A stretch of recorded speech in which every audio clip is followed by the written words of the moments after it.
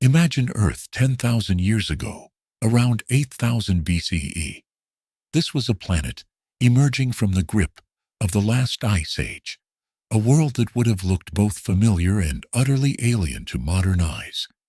The massive ice sheets that had covered much of North America, Europe, and Asia were retreating northward, melting under warming temperatures and releasing vast quantities of water that would raise sea levels by hundreds of feet over the coming millennia. As the glaciers retreated, they left behind a dramatically reshaped landscape. New rivers, carved through terrain, exposed for the first time in tens of thousands of years. Valleys that had been buried under ice became fertile plains. Lakes formed in depressions left by the massive weight of departed glaciers. The climate was becoming warmer and more stable, creating conditions that would allow human populations to expand and experiment with new ways of living. Humanity at this time was still entirely dependent on hunting and gathering for survival. People lived in small, mobile bands, typically numbering between 20 and 50 individuals, consisting of extended family groups. These communities moved seasonally, following the migrations of animals they hunted and the ripening cycles of plants they gathered. Life was centered around intimate knowledge of the environment, which plants were edible, which animals could be hunted, where water could be found, how to predict weather patterns and seasonal changes. The tools these people used were primarily made of stone, bone, and wood. The Stone Age had reached a high level of sophistication by this period, with humans capable of creating remarkably sharp and precise tools through careful flaking and shaping of flint and obsidian. These tools included knives for cutting meat and plants, scrapers for processing animal hides, points for spears and arrows, and specialized implements for tasks like sewing, woodworking, and food processing. Housing was temporary and portable. Hunter-gatherers constructed shelters from whatever materials were locally available. Animal skins stretched over wooden frames, branches woven together, and covered with leaves or bark, simple windbreaks made of piled stones. These structures could be assembled quickly when a group arrived at a new location, and abandoned just as easily when it was time to move on. The concept of a permanent home didn't exist yet. Home was wherever the group happened to be at any given time. Social organization was relatively egalitarian compared to later agricultural societies. Leadership emerged based on individual qualities like hunting skill, knowledge of the environment, or ability to mediate disputes rather than hereditary position or accumulated wealth. There was little concept of private property beyond personal items like tools and clothing. Resources were shared within the group, and survival depended on cooperation and reciprocity. But around 10,000 years ago, something extraordinary began happening in certain regions of the world. In the area we now call the Fertile Crescent, a curved region stretching from the Persian Gulf through modern Iraq, Syria, Lebanon, and Israel, and down into Egypt, some groups of humans began experimenting with a fundamentally different way of life. Instead of moving constantly to follow food sources, they started staying in one place for extended periods. Instead of purely hunting and gathering, they began deliberately manipulating their environment to increase food production. This transformation, which scholars call the Neolithic Revolution or the Agricultural Revolution, represents one of the most significant turning points in human history. It would lead to permanent settlements, which would grow into villages, then towns, then cities. It would enable population growth on a scale previously impossible. It would create social complexity, specialization of labor, and eventually writing, mathematics, and all the other hallmarks of what we call civilization. And one of the very first places where this transformation occurred was a site that would eventually be called Jericho. Located in the Jordan Valley, this settlement represents humanity's earliest experiment with permanent urban living. The people who chose to settle at this location couldn't have known they were pioneers, that they were taking the first steps on a path that would lead to everything that came after. They were simply responding to local conditions that made staying in one place advantageous. But in doing so, they changed the course of human history.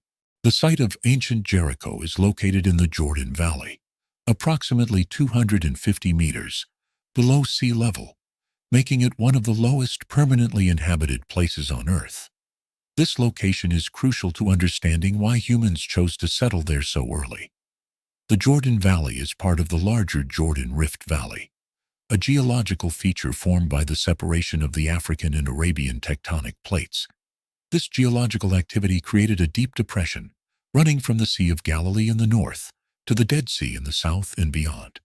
The climate of the Jordan Valley is hot and dry, characterized as desert or semi-desert. Rainfall is scarce and unpredictable, typically occurring only during winter months and averaging less than 200 millimeters per year. Summer temperatures regularly exceed 40 degrees Celsius, 104 degrees Fahrenheit, making the area inhospitable without reliable water sources. The surrounding landscape consists of barren hills and rocky terrain, with sparse vegetation consisting mainly of drought-resistant shrubs and grasses. But at the site that would become Jericho, there exists a remarkable natural feature that transforms the environment: a powerful spring called Ain-es-Sultan, also known as Elisha's Spring. This spring produces approximately 3,800 cubic meters of fresh water per day, flowing continuously year-round, regardless of seasonal drought. The water emerges from underground aquifers fed by rainfall in the nearby Judean hills, filtering through limestone before reaching the surface as cool, clean water. This abundant water source creates an oasis in the desert. Within a small radius around the spring, the landscape transforms into a green, fertile area, supporting lush vegetation. Date palms, tamarisk trees, and various grasses and reeds grow wherever the spring water reaches. This oasis would have attracted animals from the surrounding desert: gazelles, ibex, wild cattle, birds, and smaller mammals, all needing to drink. Where animals congregated, predators followed, and where both prey and water existed in abundance, humans found ideal hunting conditions. For Paleolithic hunter-gatherers moving through this region, the spring at Jericho would have been a known resource, a place to return to seasonally. Archaeological evidence suggests that humans visited the site sporadically for thousands of years before permanent settlement began. They would camp near the spring, hunt the animals that gathered there, harvest the wild plants growing in the oasis, and then move on when local resources were depleted or when seasonal migrations took them elsewhere. But around 9,600 BCE, something changed. Instead of moving on, after a few weeks or months, some groups began staying year-round. The reasons for this shift are complex and probably involved multiple factors working together. The improving post-Ice Age climate made the area more habitable. The abundance of wild cereals growing in the region, particularly wild barley and wheat, provided reliable plant food sources. The concentrated animal populations around the spring made hunting productive without needing to follow migrating herds across vast distances. The spring's reliability was perhaps the most crucial factor. Unlike rivers that might flood catastrophically or dry up seasonally, unlike seasonal waterholes that existed only after rain, the spring at Jericho flowed constantly. This predictability allowed people to plan for the future with confidence that water would always be available. They could invest effort in building more substantial structures, knowing they wouldn't need to abandon them in a few weeks. They could plant seeds, knowing water would be available to nurture crops. This single reliable water source made permanent settlement possible in a way it simply wasn't in most other locations. The strategic location also facilitated trade and contact with other groups. The Jordan Valley served as a natural corridor for movement between different ecological zones, from the Mediterranean coast to the west, the highlands to the east, and the desert regions to the south. People traveling through this corridor would naturally stop at Jericho's spring, creating opportunities for exchange of goods, information, and technologies. This connectivity helped ensure that innovations developed elsewhere could reach Jericho, and that Jericho's own innovations could spread to other communities. The geology of the site also mattered. The area around the spring contained deposits of clay suitable for making pottery and bricks. Stone for tool-making was available in the nearby hills. Reeds growing around the spring could be used for basketry and construction. The site provided not just water, but also many of the raw materials needed for settled life. Today the spring still flows, and the area around ancient Jericho remains an oasis of green in an otherwise arid landscape. Modern Jericho, a city of about 20,000 people, still depends on the same spring that attracted humanity's earliest settlers. This continuity of habitation across 10 millennia makes Jericho one of the oldest continuously occupied sites on Earth, a place where humans have lived without significant interruption for over 100 centuries. The transition from temporary camps to permanent settlements required fundamental changes in how humans built their dwellings. For mobile hunter-gatherers, housing needed to be quick to construct, light enough to transport if materials were carried, or disposable if materials were left behind. But for people settling permanently at Jericho, different priorities emerged. Homes needed to be durable enough to last for years or even decades, substantial enough to protect inhabitants from extreme heat and cold, and secure enough to protect stored food and possessions. The earliest permanent structures at Jericho, dating to around 9,600 BCE, in the pre-pottery Neolithic A period, were round houses with diameters typically ranging from 4 to 6 meters. The circular design had several advantages. Structurally, round buildings are more stable than rectangular ones, with walls that support each other continuously around the perimeter. They require no corner posts or complex joinery. They also present less surface area to wind, important in an exposed location.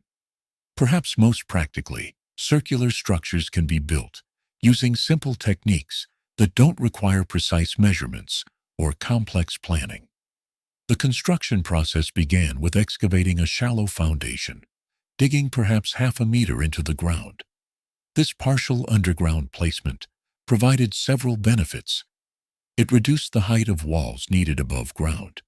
It accessed cooler soil temperatures, providing natural insulation, and it created a more stable base for the structure. The excavated soil was then used as material for making bricks, ensuring nothing was wasted. The walls were constructed using hand-formed mud bricks. These bricks, called adobe, were made by mixing local clay soil with water to create a thick mud, then adding chopped straw or other plant fibers as binding material to prevent cracking as the bricks dried. The mixture was shaped by hand into rounded loaf-like forms rather than the rectangular bricks familiar from later periods. These hand-formed bricks were then laid out in the sun to dry and harden, a process taking several days to a week, depending on weather conditions. Once hardened, the bricks were stacked to form walls. Because they weren't precisely shaped, the walls were thick and somewhat irregular, typically about 50 centimeters thick. The irregularity was compensated for by using generous amounts of mud mortar between bricks, filling gaps and creating a solid monolithic wall. As the walls rose, they curved slightly inward, creating a dome-like structure that was inherently stable and could support a roof. The roofs presented an engineering challenge, spanning a circular space of 4 to 6 meters without central supports, required either very large wooden beams, which were scarce in this semi-desert environment, or a clever arrangement of smaller timbers. Evidence suggests the builders used a combination of wooden poles laid radially from the walls toward the center, covered with a layer of reeds or branches, topped with a thick layer of mud to create a waterproof seal. Some houses may have had a central wooden post supporting the roof's apex, though evidence for this is limited. The floors inside these early houses were carefully finished. The ground was leveled and then covered with multiple layers of lime plaster, made by burning limestone and mixing the resulting powder with water. This plaster was burnished smooth while still wet, creating a hard, clean surface that was easy to sweep and maintain. The use of lime plaster is significant because producing it requires sophisticated knowledge. You must know which stones contain limestone, how to build a kiln hot enough to calcinate the stone, requiring temperatures above 900 degrees Celsius, and how to properly mix and apply the resulting material.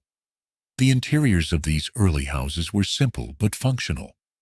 There was typically a central hearth for cooking and heat, constructed from stones arranged in a circle with a clay lining.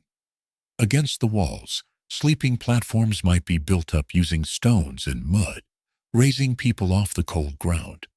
Storage niches were sometimes built into the walls during construction, creating recessed spaces for keeping tools, food, or valued possessions. Evidence suggests that houses were plastered and replastered multiple times over their useful lives. As plaster wore away from foot traffic or needed repair, new layers were added. This continuous maintenance sometimes built up floors to the point where doorways needed to be raised or steps built down into houses. Archaeologists can identify these multiple plaster layers in excavated remains, using them to determine how long a structure was occupied and how it was modified over time. The shift to permanent housing had profound implications beyond mere shelter. When families stayed in one place year-round, they could accumulate possessions without worrying about carrying them. They could invest time in creating comfort and beauty in their homes because they would benefit from these improvements for years. They began to develop emotional attachments to specific places, this house, this room, this hearth, in ways that mobile hunter-gatherers, for whom home was wherever they camped, probably didn't experience. These early permanent houses also represented something new in human social organization: inheritable property. When a house took months to build and represented substantial investment of labor and materials, it became valuable. When its builders died, the house would pass to their children or other relatives, creating one of the first forms of inherited wealth. This wasn't portable wealth like jewelry or tools, but fixed wealth tied to a specific location, giving people stronger incentives to remain in that location and defend it if necessary. Life in Jericho around 8000 BCE followed rhythms very different from modern existence, shaped by the sun's movement, seasonal changes, and the constant demands of securing food, water, and shelter. Understanding a typical day in this ancient settlement requires imagining a world without electricity, without metal tools, without written records, or timekeeping beyond observing the sun's position, and without most of the material possessions we take for granted. The day began at dawn, which came quickly in this latitude. There were no alarm clocks, but the natural light streaming through the small doorway and smoke hole in the roof, combined with the sounds of awakening animals and neighbors, would rouse sleeping families. People slept on woven reed mats or animal skins, laid on sleeping platforms built against the walls, covered with additional skins or woven blankets for warmth during cold nights. The first task each morning was rekindling the fire in the central hearth. Fires were carefully maintained, with banked coals covered in ash overnight, making morning rekindling easier than starting fire from scratch. Someone, likely a younger family member, would blow on the coals, add dry grass and small twigs, and gradually build up the fire. This fire provided heat for cooking and for warmth during cold months, and its smoke drifted up through the roof, helping to preserve food hung from roof beams and providing some relief from insects. Breakfast was simple. People might eat leftover flatbread from the previous day, perhaps with dates or figs, if available. They might roast wild seeds or nuts over the fire. In some seasons there might be fresh fruit or recently hunted meat. Water drawn from the nearby spring would be stored in baskets sealed with bitumen or in leather bags, providing drink without requiring trips to the spring for every drink. As morning progressed, the community divided into groups for various tasks. Some people, often women and children, though we shouldn't assume rigid gender divisions this early, would head to nearby fields where wild grains grew. During the harvest season, which varied depending on the specific plant species, but generally fell in late spring and early summer, these gatherers would use flint-bladed sickles to cut grain stalks. The sickles consisted of wooden handles with sharp flint blades set into carved grooves and fixed with bitumen adhesive. The gathered grain would be bundled and carried back to the settlement in woven baskets for processing. Other community members focused on hunting. The area around Jericho supported substantial populations of gazelles, which were the primary meat source for early Jericho inhabitants. Gazelle hunting required skill, patience, and often cooperation among multiple hunters. Some hunting was done individually or in small groups using spears, bows, and arrows. Larger hunting parties might drive gazelles toward natural barriers or concealed hunters. The weapons themselves were sophisticated products of Stone Age technology. Wooden spears with carefully crafted flint points, bows made from resilient wood and sinew string, arrows with fletching to stabilize flight, and sharp points to pierce hide and flesh. Successful hunters would return with their kills, which needed immediate processing. In the hot climate, meat spoiled quickly, so it had to be butchered, cooked, dried, or otherwise preserved promptly. The hide would be carefully removed and cleaned for later processing into leather. Bones would be broken to extract nutritious marrow. Useful bones might be set aside for making tools like needles, awls, or handles. Nothing was wasted. Every part of the animal that could be used was utilized.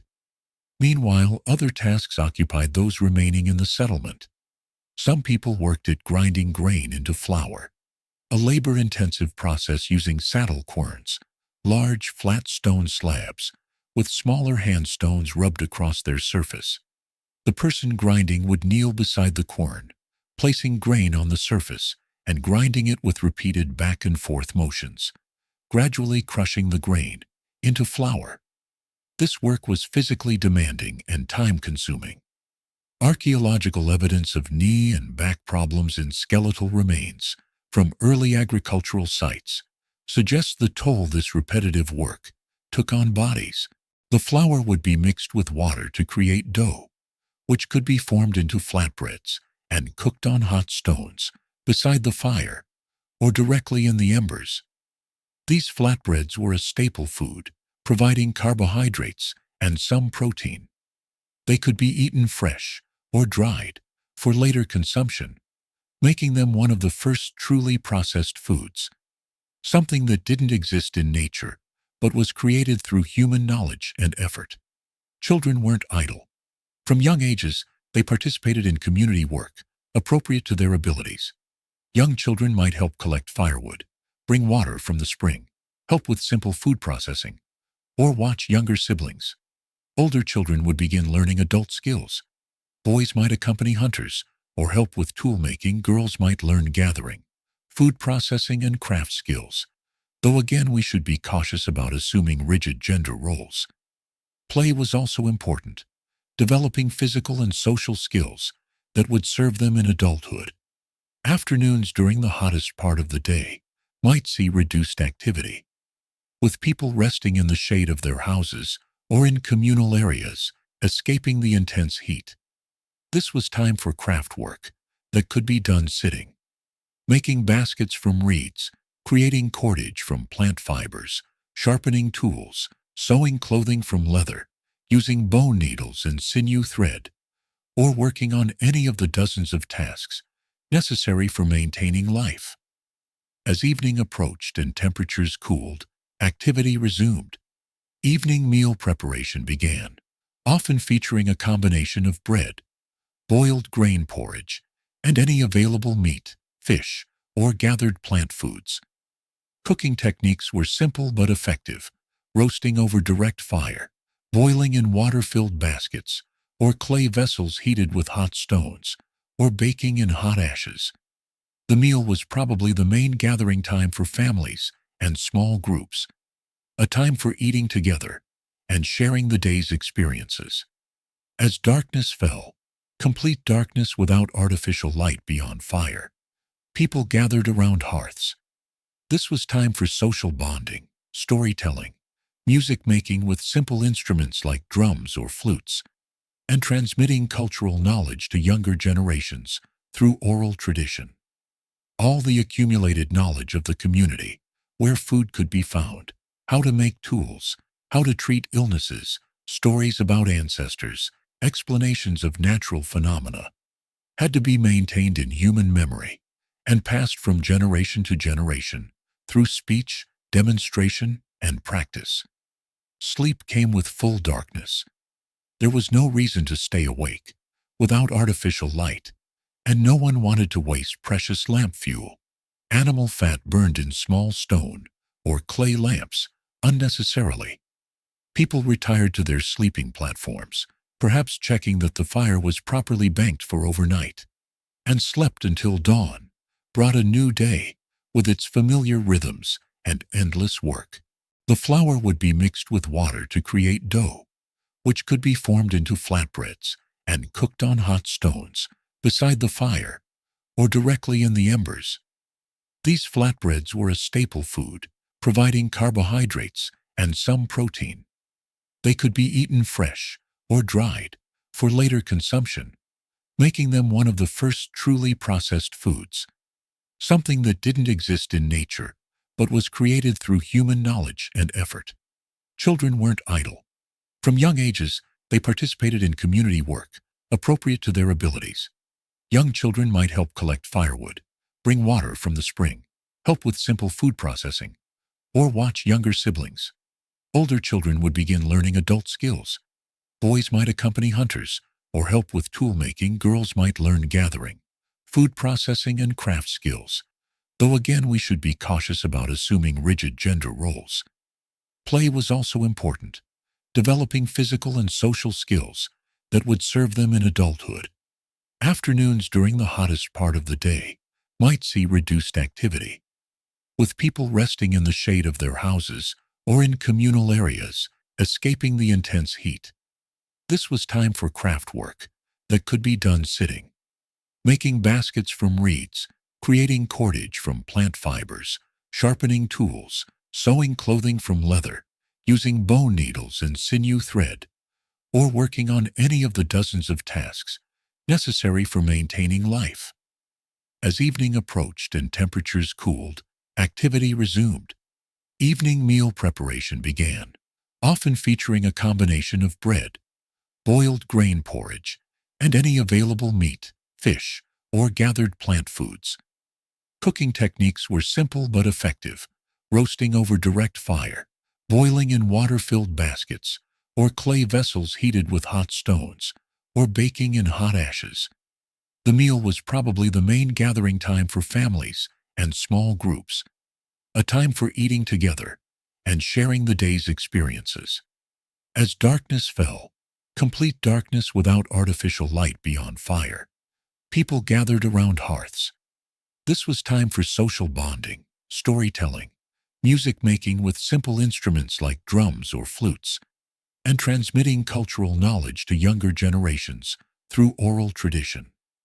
All the accumulated knowledge of the community, where food could be found, how to make tools, how to treat illnesses, stories about ancestors, explanations of natural phenomena, had to be maintained in human memory and passed from generation to generation through speech, demonstration, and practice.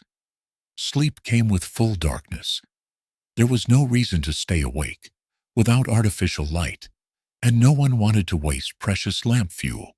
Animal fat burned in small stone or clay lamps unnecessarily. People retired to their sleeping platforms, perhaps checking that the fire was properly banked for overnight, and slept until dawn brought a new day with its familiar rhythms and endless work. But agriculture also imposed new demands and constraints. Fields needed to be cleared, planted, weeded, and protected from animals. The harvest season became critical. The entire year's food supply might depend on successfully gathering and storing grain during a brief window of optimal ripeness. Storage facilities needed to be built and maintained to protect grain from moisture, pests, and theft. Grain processing was labor-intensive, requiring hours of grinding daily to convert hard seeds into edible flour. Agriculture also created new vulnerabilities. Crop failures due to drought, flood, or pests could bring starvation. Concentrated food storage attracted not just pests, but also human raiders. The sedentary lifestyle required by agriculture meant people couldn't simply move away from problems as mobile foragers could. Health impacts emerged as agricultural populations grew denser. Diseases spread more easily in crowded settlements, and nutritional health often declined as diets became more dependent on a few staple crops rather than the diverse food of foragers. At Jericho, the archaeological record shows this agricultural transition unfolding over centuries. Early phases show mixed economies with both cultivated and wild foods important. People still hunted gazelles extensively while also growing grain. Over time, the proportion of cultivated foods increased, though wild resources never disappeared entirely. The settlement grew larger, as agriculture could support more people in less space, but this growth brought new challenges of social organization, sanitation, and resource management. The knowledge required for successful farming was complex and had to be learned through experimentation and transmitted culturally. When to plant depended on understanding seasonal patterns and climate. How to prepare soil, how deep to plant seeds, how much to water, when to weed, when to harvest, how to thresh and winnow grain to separate edible seeds from inedible chaff. All this knowledge had to be discovered, remembered, and taught to each new generation. Farming created new forms of expertise and probably new social roles for those who possessed special knowledge about cultivation. The domestication of plants at sites like Jericho would eventually spread across the world, carrying agriculture to regions far from its origins. The wheat and barley first cultivated in the Fertile Crescent would become staple crops across Europe, North Africa, and Asia. The techniques and knowledge developed by early farmers would form the foundation for all subsequent agricultural civilizations. In this sense, the gradual experiments with plant cultivation happening at Jericho 10,000 years ago were planting seeds that would grow into the entire edifice of agricultural civilization. Among the most common archaeological finds at Jericho are grinding stones, which appear in increasing numbers as the settlement transitions from foraging to farming.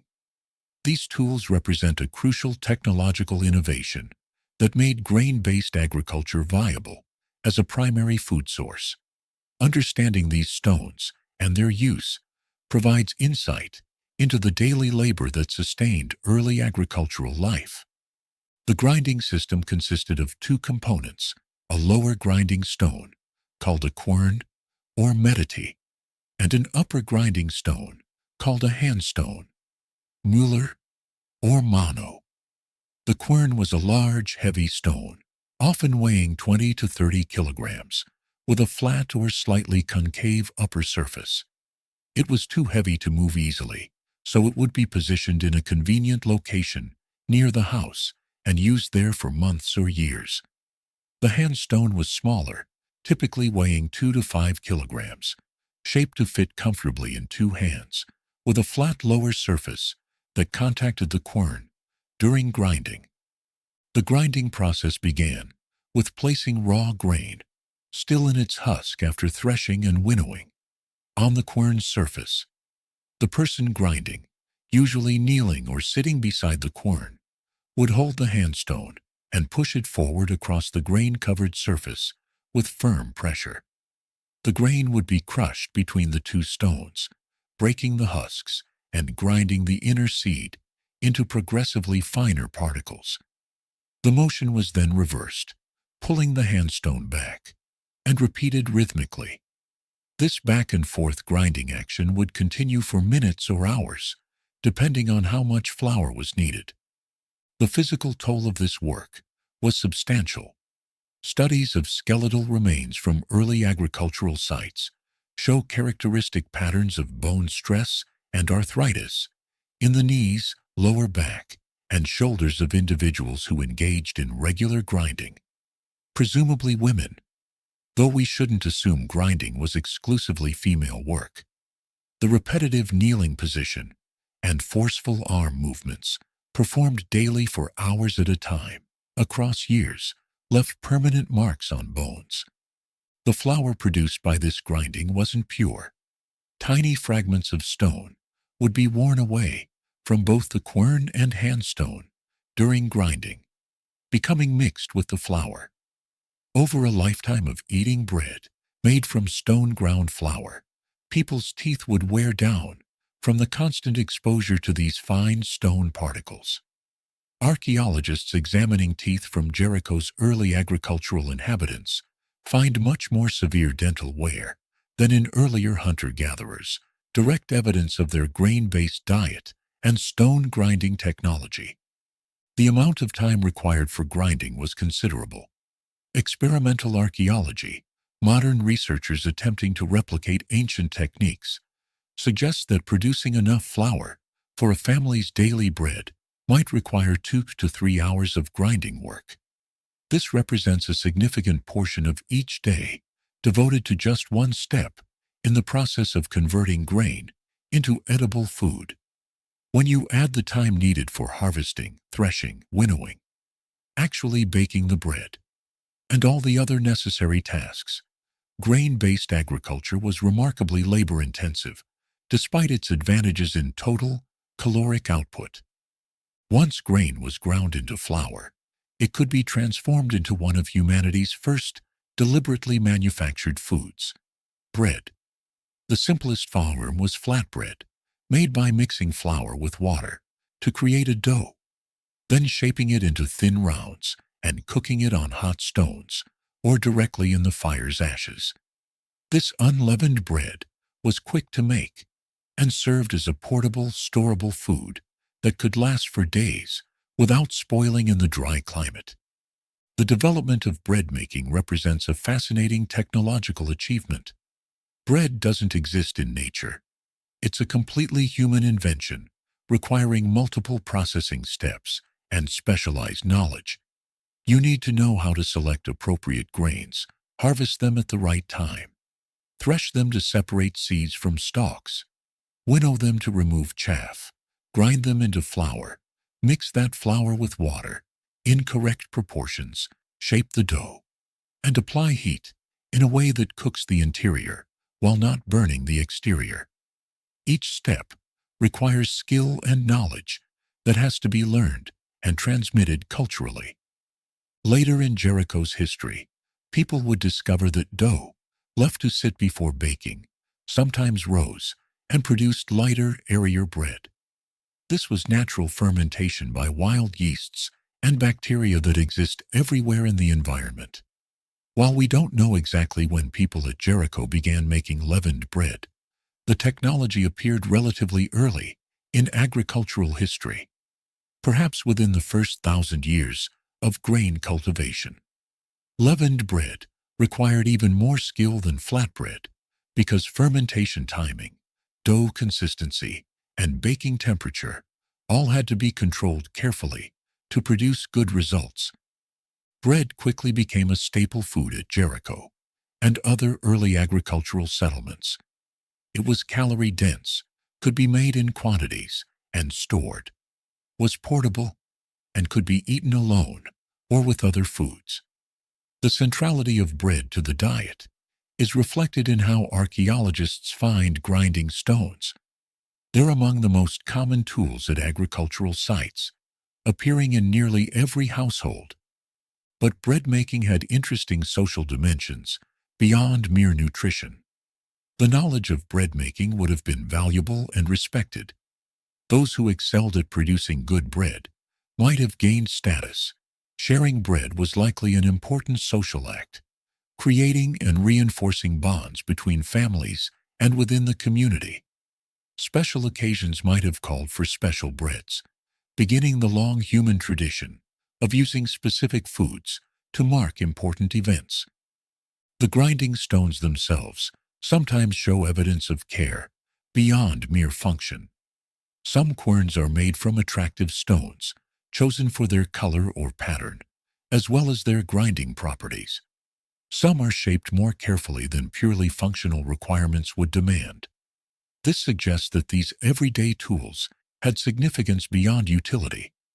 They represented investment, craft skill, and perhaps family continuity, as they might be used for generations and passed from mothers to daughters. The transformation of wild grass seeds into bread through grinding and baking represents in miniature the larger transformation of the Neolithic Revolution. Humans were no longer simply taking what nature provided, but were actively transforming raw materials into new forms through knowledge and labor. This same impulse to manipulate the environment and create things that didn't previously exist would eventually lead to pottery, metalworking, architecture, and all the other technologies that characterize civilization. While plant domestication was transforming food production at Jericho, a parallel process was beginning with animals. The domestication of animals, their genetic and behavioral transformation through selective breeding under human control, represents another crucial step in the Neolithic Revolution. Though at Jericho this process was just beginning during the earliest phases of settlement. In the initial period of Jericho's permanent occupation, around 9,500 to 8,500 BCE, the inhabitants were still primarily hunters. The archaeological evidence is overwhelming. Bones from these early layers are predominantly from wild animals, especially gazelles. These elegant antelopes, adapted to arid environments, lived in large herds in the Jordan Valley and surrounding regions. They were the primary source of meat protein for Jericho's residents, and their bones litter the site by the thousands. Gazelle hunting required considerable skill. These animals are fast, wary, and difficult to approach in open terrain. Successful hunting probably employed multiple strategies. Individual hunters, or small groups, might stalk gazelles, using knowledge of animal behavior to get close enough for a spear throw or bow shot. Larger communal hunts might drive herds toward natural barriers, like cliff edges or box canyons, where trapped animals could be killed more easily. Some scholars suggest that hunters might have used the settlement itself as part of drive hunting strategies, funneling animals toward waiting hunters near the town. The intensive gazelle hunting at Jericho eventually had consequences. Archaeological analysis of gazelle bones over time shows changes in the age structure and sex ratios of hunted animals, suggesting that intensive hunting was depleting local populations. As gazelles became scarcer or warier, hunters would have needed to travel farther or work harder to secure the same amount of meat. This created pressure to find alternative meat sources and may have accelerated interest in animal domestication. The animals that would first be domesticated in the Near East were not gazelles, but sheep and goats. These species had several advantages that made them suitable for domestication. They were social animals that naturally lived in herds, making them psychologically suited to following leaders. Humans could substitute for the herd's natural dominant animals. They were relatively docile compared to wild cattle or other large mammals. They could survive on marginal vegetation, didn't compete directly with humans for prime agricultural land, and could even help fertilize fields where they grazed. The domestication process probably began with managing wild herds rather than capturing and confining animals. Humans might have protected certain herds from predators, guided them toward good grazing areas, prevented them from migrating away from the settlement, and gradually established control. Over generations, humans would preferentially allow more docile, less aggressive animals to breed while culling problematic individuals. This artificial selection gradually changed the population's genetics, producing animals that were more tractable, less fearful of humans, and ultimately dependent on human management for survival. At Jericho, evidence for sheep and goat domestication appears slightly later than the earliest settlement phases, becoming clear around 8000 BCE. The evidence comes from several sources. The proportions of sheep and goat bones increase relative to gazelle bones in archaeological deposits. The age and sex structure of killed animals changes. Domesticated herds show different patterns than hunted wild populations because herders can selectively cull animals while maintaining breeding stock. Most definitively, the bones themselves begin to show morphological changes associated with domestication. Changes in size, horn shapes, and skeletal robustness that result from selective breeding. Domesticated animals provided multiple benefits beyond meat. Living animals could be kept as a form of stored food, walking reserves that could be slaughtered when needed. They provided milk, which could be consumed fresh or processed into cheese and other dairy products that could be stored longer. Their hair or wool could be used for textiles. Their hides provided leather for clothing, containers, and other purposes. Their bones and horns supplied materials for tools. Their dung could be burned as fuel in this tree-poor environment or used to fertilize fields. Managing animals effectively meant one resource could supply many different needs. But animal husbandry also created new demands. Herds needed to be watched to prevent straying or theft. They needed to be protected from predators, like wolves, hyenas, and leopards, that still inhabited the region. They needed access to adequate grazing, which might mean moving them seasonally between different pastures. When herds grew large enough, they needed to be systematically managed to prevent overgrazing and to maintain genetic diversity through controlled breeding. The social organization required for animal herding was different from hunting. Herds represented owned property that had to be protected and managed over long periods. This created new forms of wealth that could be inherited and accumulated. Families or individuals who were skilled at animal management could build larger herds, gaining economic advantages over less successful herders. This may have been one source of emerging social inequality in agricultural communities. In hunter-gatherer bands, no one could accumulate much more than anyone else. But in agricultural settlements with animal herds and stored grain, differential accumulation became possible. The relationship between humans and domesticated animals also had psychological dimensions that were probably novel. Wild animals are feared, respected, or hunted, but domestic animals become familiar, individually known, sometimes even named. Herders develop understanding of individual animals' personalities and behaviors. Children grow up around animals as part of daily life. This intimate, long-term relationship between humans and other species was something new in human experience, creating bonds that hunters who encountered animals primarily as prey probably didn't develop. The combination of plant and animal domestication created what scholars call a Neolithic package, a suite of innovations that transformed human existence. Cultivated grains provided carbohydrate staples. Domesticated animals supplied protein, dairy, and materials. Together they could support much larger populations in sedentary settlements than hunting and gathering alone could sustain. This package, developed first in places like Jericho, would eventually spread across the world. carrying the agricultural way of life to every continent except Antarctica. One of the greatest mysteries of the Indus Valley Civilization is its writing system. Thousands of inscribed objects have been found, mostly seals, but also pottery, tools, and other artifacts, bearing sequences of mysterious symbols. These symbols constitute what scholars call the Indus script, but despite a century of intense study, no one has successfully deciphered it. We can see the writing, but we cannot read it, making the Indus people effectively mute, despite leaving behind numerous written artifacts.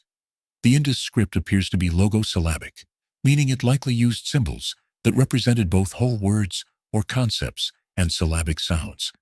This is similar to how Egyptian hieroglyphics or Mesopotamian cuneiform worked.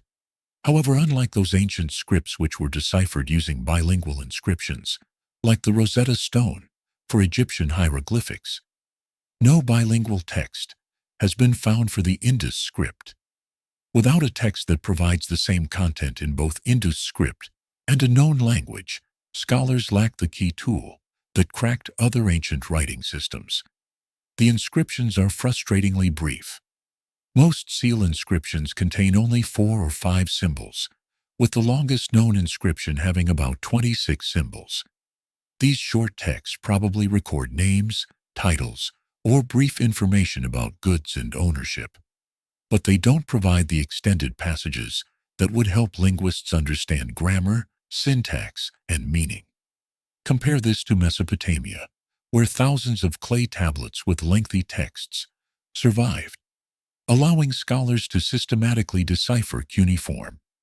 Scholars have identified about 400 to 450 distinct Indus symbols, though not all appear frequently. The number of symbols suggests it's neither a simple alphabet, which would have far fewer symbols, perhaps 20-30, nor a purely pictographic system, which would need thousands of symbols to represent every concept. This intermediate number is consistent with a logosyllabic system, but doesn't prove it definitively. Attempts to decipher the script have followed various approaches. Some scholars have tried to connect it to known language families, particularly Dravidian languages still spoken in southern India, suggesting that the Indus people might have been Dravidian speakers whose descendants moved south. Others have proposed connections to Indo-European languages, to Sumerian, or to language families that no longer exist. Computer analysis has been applied to identify patterns, statistical regularities, and potential grammatical structures, but without a bilingual text or much longer inscriptions, these analyses can only generate hypotheses, not proof. The lack of longer texts is puzzling. Other ancient civilizations produced extensive written records, legal codes, religious texts, historical chronicles, literary works, administrative records. If the Indus people had such texts, they haven't survived or haven't been found. This could mean they wrote on perishable materials like palm leaves or bark that decayed over millennia, or that their society simply didn't produce the kinds of lengthy texts common in Egypt and Mesopotamia, or that archives and libraries remain buried at sites not yet excavated. The mystery of the undeciphered script means we cannot answer basic questions about the Indus civilization. We don't know what they called themselves, what language they spoke, what gods they worshipped, who their leaders were, what their laws stated, or what stories they told. We're like people watching a silent film without intertitles. We can see what's happening, but cannot hear the dialogue or understand the full context. Some scholars have even questioned whether the symbols constitute true writing at all, suggesting they might be religious or decorative symbols rather than a complete writing system. However, most experts believe the regular patterns, the clear organization of symbols into sequences, and the consistent use across the civilization indicate genuine writing, even if we cannot yet read it. Until someone discovers a Rosetta Stone for the Indus script, perhaps a seal or inscription that provides the same text in both Indus symbols and a known language, or finds much longer text that would allow linguistic analysis, The writing will remain mysterious, and with it, the voices of the Indus people will remain silent, their words locked away in symbols we can see but not comprehend, frustrating our attempts to truly understand one of humanity's first great civilizations. Despite our inability to read their writing, we can reconstruct many aspects of daily life in Indus cities through archaeological evidence. The physical remains of houses, tools, pottery, and other artifacts provide rich details about how ordinary people lived 4,000 years ago. Most families lived in brick houses, arranged along the grid-patterned streets. A typical middle-class house might have 4 to 6 rooms, arranged around a central courtyard. The courtyard served as the heart of domestic life, a space open to the sky, where cooking, craftwork, socializing, and many daily activities took place. Rooms opening off the courtyard provided private spaces for sleeping, storage, and shelter during bad weather. The houses were remarkably well constructed, with walls made of baked brick rather than mud brick, providing better protection from monsoon rains and seasonal flooding. Floors were typically brick or packed earth. Many houses had private wells in their courtyards, providing direct access to fresh water without needing to visit public wells. This convenience was unusual for ancient cities and speaks to the Indus emphasis on domestic comfort and hygiene.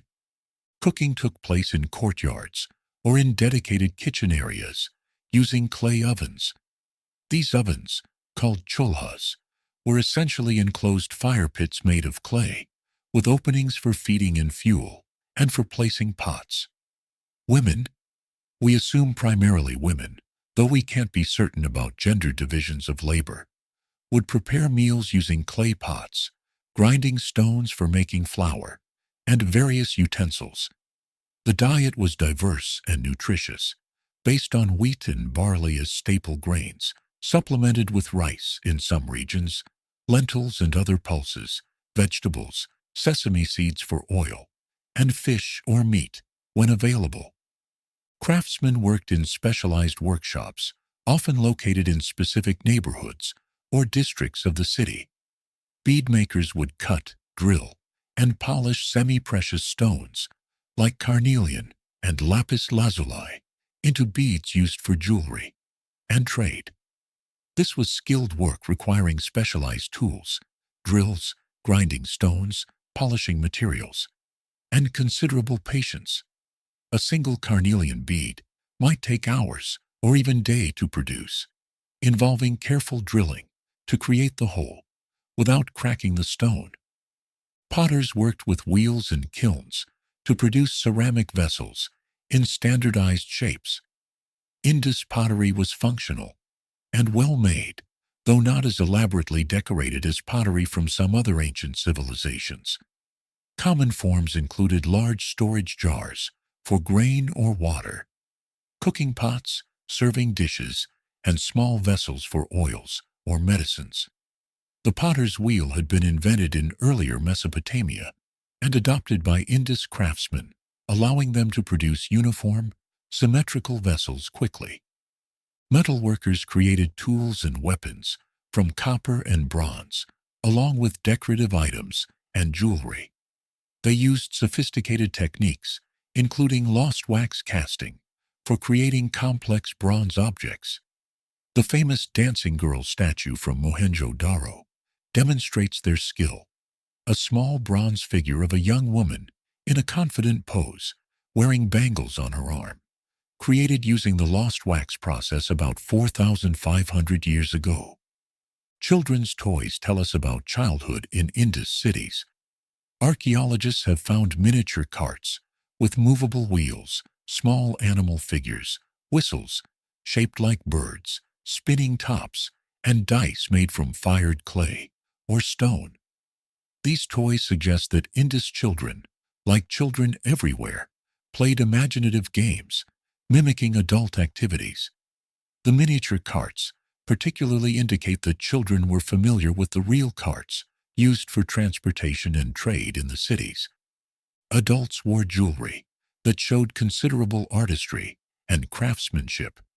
Women wore bangles made from shell, clay, copper, or bronze, sometimes dozens of bangles on each arm. Necklaces of semi-precious stone beads were common, with carnelian, lapis lazuli, and agate being particularly favored. Earrings, nose rings, and possibly elaborate headdresses completed the personal adornment.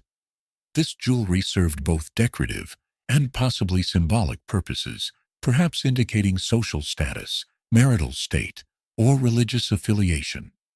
Textiles were important, though they rarely survive in archaeological sites due to decay. However, indirect evidence suggests sophisticated textile production. Spindle whorls for spinning thread are common finds, and clay models depict people wearing draped clothing. The Indus region likely produced cotton textiles, with cotton cultivation possibly originating in this area. The warm climate would have made cotton cloth ideal for comfort, and the cotton became one of the Indus civilization's valuable trade exports. Daily life followed seasonal rhythms determined by monsoon rains and agricultural cycles.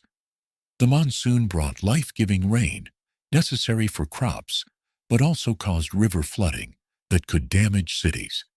During the intense heat of summer before monsoon rains, life would slow down during the hottest parts of the day. The cooler season after monsoons brought relief and busy activity. These seasonal patterns structured work, festivals, and social life. Though without written records, we don't know specific details about seasonal celebrations or religious observances. Markets would have been central to urban life, places where farmers sold produce, craftsmen sold their goods, and traders offered exotic items from distant lands. Though we haven't definitively identified market structures, the commercial nature of Indus society makes their existence certain. Here people would have gathered not just to trade, but to exchange news, socialize, and participate in community life. The Indus Valley Civilization produced art that demonstrates both technical skill and aesthetic sensibility. Though it differs noticeably from the monumental art of Egypt or Mesopotamia. Rather than massive statues of gods and kings, Indus art tends toward smaller, more intimate objects, seals, figurines, jewelry, and decorated pottery. This focus on smaller-scale art reflects the civilization's apparent lack of powerful monarchs demanding grand monuments to their glory. The stone seals are among the most numerous and important Indus artifacts, typically carved from steatite, soapstone. These square seals measure about 1 to 2 inches on each side and feature both imagery and inscriptions in the Indus script. The imagery is remarkably detailed despite the small size.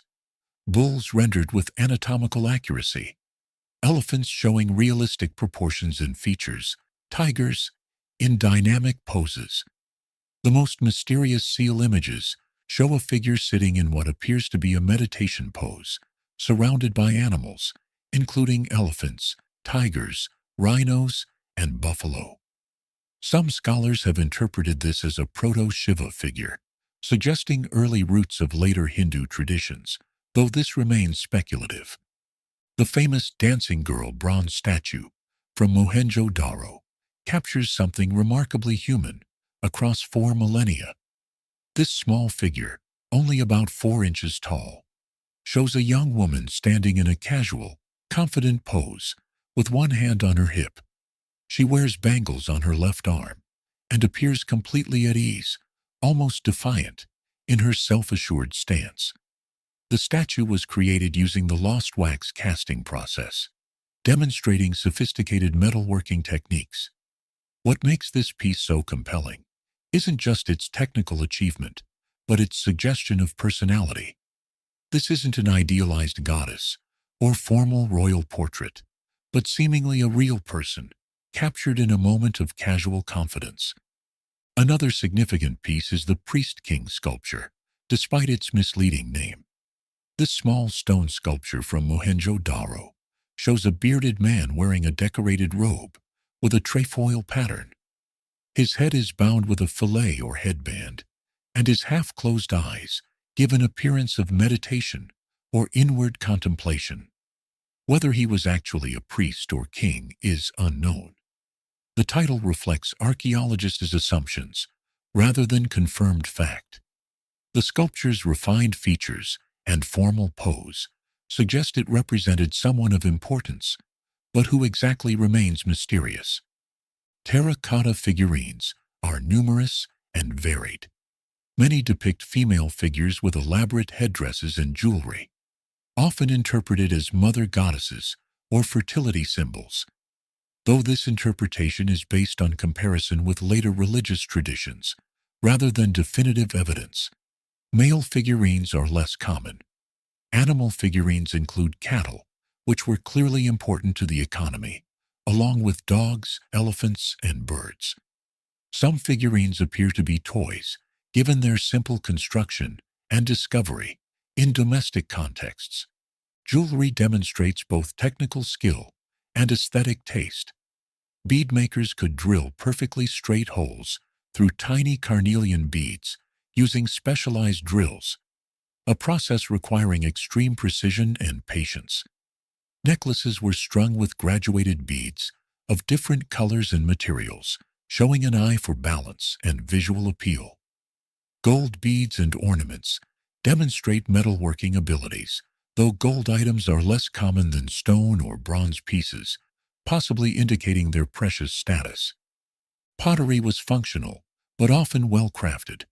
While Indus pottery wasn't as elaborately decorated as Greek pottery or Chinese ceramics, it showed good proportions and practical design. Decorations when present included geometric patterns, painted in black, on a red background, or simple incised lines and textures. The emphasis was clearly on utility rather than elaborate decoration, consistent with a practical focus evident in Indus architecture and city planning. The art reveals something important about Indus values and society. The absence of massive statues glorifying rulers, the focus on smaller-scale objects, and the emphasis on skilled craftsmanship over monumental display suggest a civilization with different priorities than their contemporaries. They valued beauty and artistry, but expressed it through functional objects and personal adornment rather than public monuments. This could reflect their apparently more egalitarian social structure or simply different cultural values about the appropriate expression of artistic impulses. The artistic achievement becomes even more impressive when we remember these works were created over 4,000 years ago using Stone Age and Bronze Age technology. The precision of the seal carving, the sophistication of the bronze casting, the delicate drilling of tiny stone beads, all required not just artistic talent, but patient mastery of difficult techniques developed over generations of practice and experimentation. The Indus craftsmen were true artists who combined technical excellence with aesthetic sensibility to create objects that still impress us across 4 millennia. The animal imagery found throughout Indus artifacts provides fascinating insights into how these ancient people viewed the natural world and what creatures held significance in their culture. The seals, pottery, and other decorated objects feature a remarkable bestiary of animals, some realistic and others mysterious or symbolic. The most commonly depicted animal on Indus seals is the zebu bull, a humped cattle species that remains important in South Asian culture today. These bulls appear on hundreds of seals, rendered with careful attention to anatomical detail.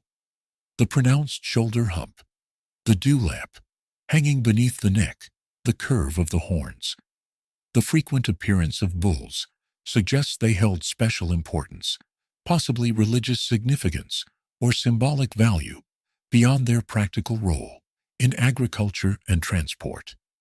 Bulls have represented strength, fertility, and divine power in many ancient cultures. and the Indus people likely held similar associations.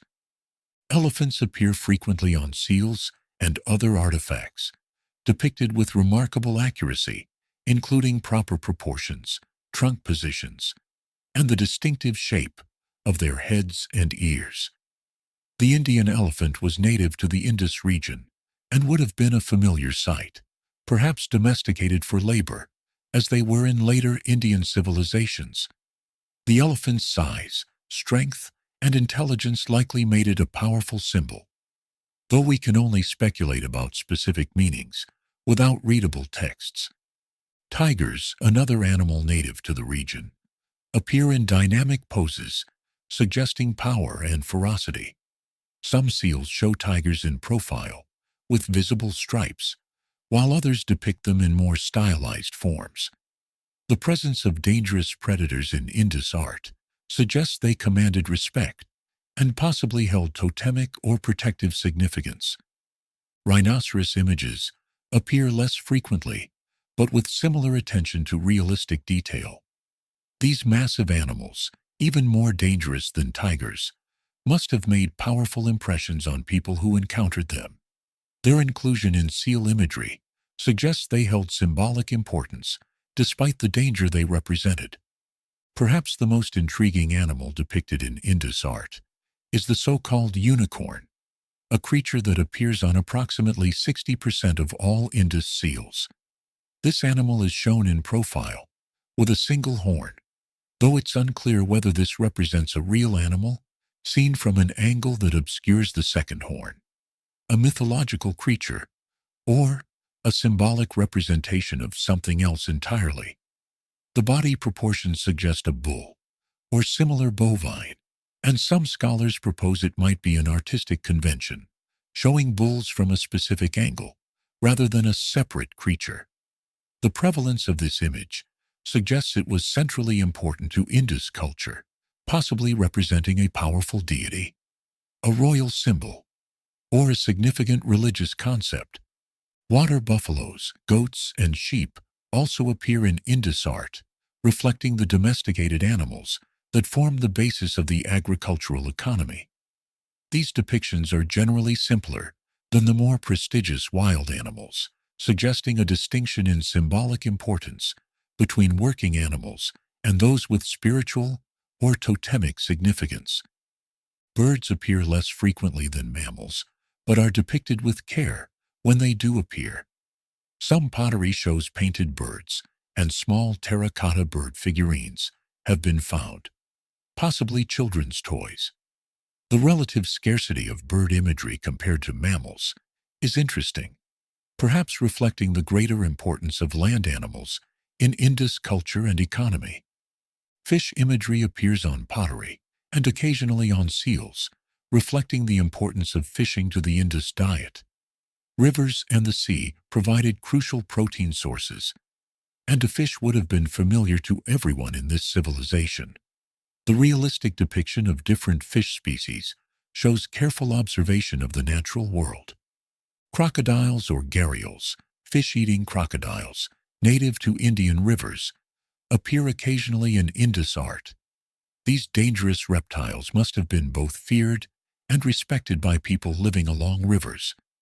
Their inclusion in symbolic imagery might represent the power and danger of water itself, or they might have had specific mythological significance now lost to us. Trees and plants appear less commonly in Indus iconography than animals, but when they do appear, they're often associated with ritual or religious scenes. Some seals show what appears to be a peepal tree, a type of fig tree still considered sacred in Hindu and Buddhist traditions, with a figure seated beneath it in meditation.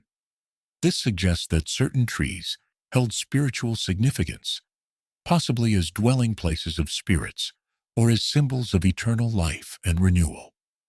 The mysterious horned deity, or seated figure, appears on several seals surrounded by animals.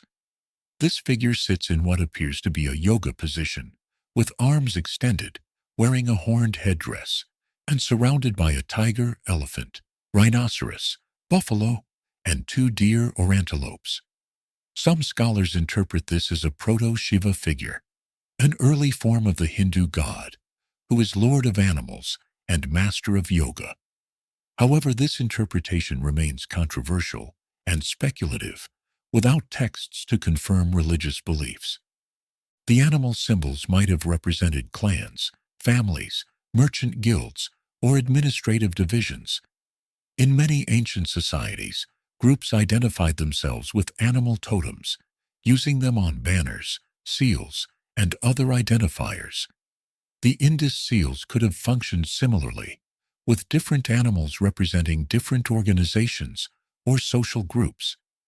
However, the predominance of certain animals like the unicorn suggests meanings more complex than simple organizational identifiers. What's particularly striking about Indus animal art is its naturalism. Unlike the highly stylized or fantastical animal art common in some ancient cultures, Indus artists generally depicted animals as they actually appeared in nature, suggesting a culture that valued careful observation and realistic representation. This naturalism aligns with the practical observation-based approach evident in Indus engineering and city planning, a civilization that looked carefully at the real world and tried to understand and represent it accurately. Around 2500 BCE, the Indus Valley Civilization reached its mature phase and greatest extent.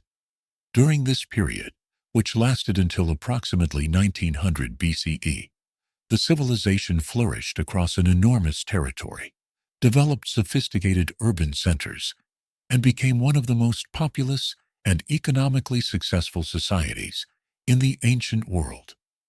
At its peak, the Indus civilization covered approximately 1.25 million square kilometers, making it the largest of the ancient civilizations in geographic extent.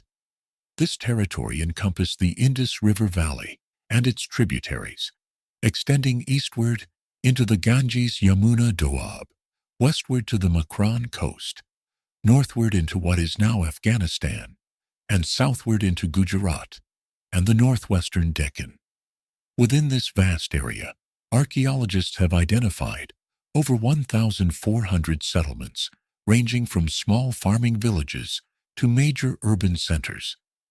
The population during this mature phase may have reached 5 million people or more, though population estimates for ancient civilizations are inherently uncertain.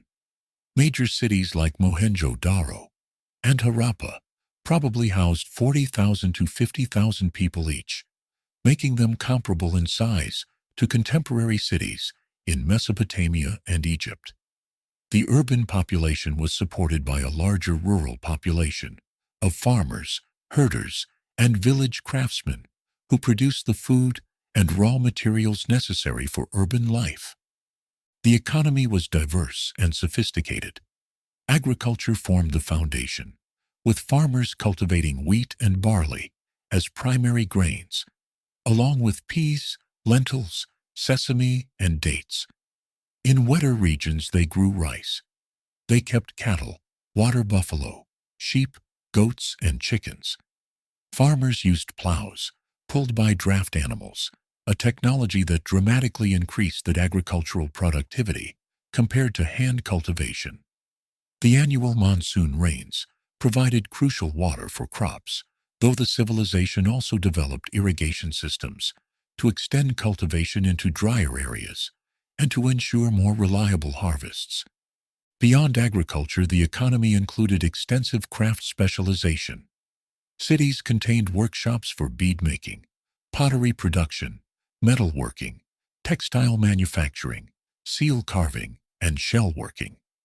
This specialization meant that individual craftsmen could focus on perfecting particular skills rather than being self-sufficient generalists.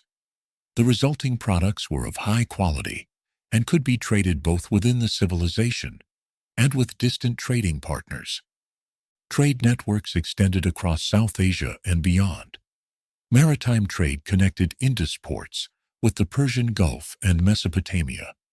Land routes reached into Central Asia, Afghanistan, and across the Iranian plateau. These trade connections brought wealth to Indus cities and provided access to resources not available locally. Mesopotamian cuneiform texts from this period specifically mention trade with Meluhha, the Indus region, describing imports of carnelian beads, ivory, timber, and other goods. The standardization evident throughout the civilization reached its peak during this mature phase. Not only were bricks manufactured to uniform sizes across all sites, but weights and measures followed consistent systems, pottery styles remained similar across vast distances, and urban planning principles were applied consistently in cities separated by hundreds of miles. This standardization implies either strong central authority setting and enforcing standards, or more likely, a shared cultural identity so strong that people across the civilization voluntarily maintained common practices and standards. The cities themselves functioned as administrative, commercial, and possibly religious centers. The citadel areas housed important public buildings, including large baths, granaries for storing surplus grain, and assembly halls. The lower cities contained residential areas, workshops, and markets.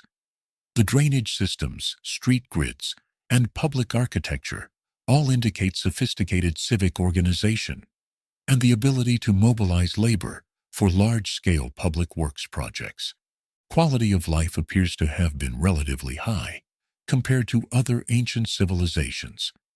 The emphasis on sanitation and public health infrastructure, the relatively equitable distribution of resources evident in housing patterns, and the availability of imported luxury goods, even in middle-class homes, all suggest a prosperous society with widespread access to material comfort.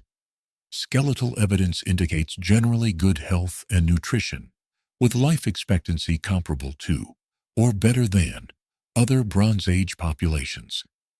The civilization's success rested on several factors working together.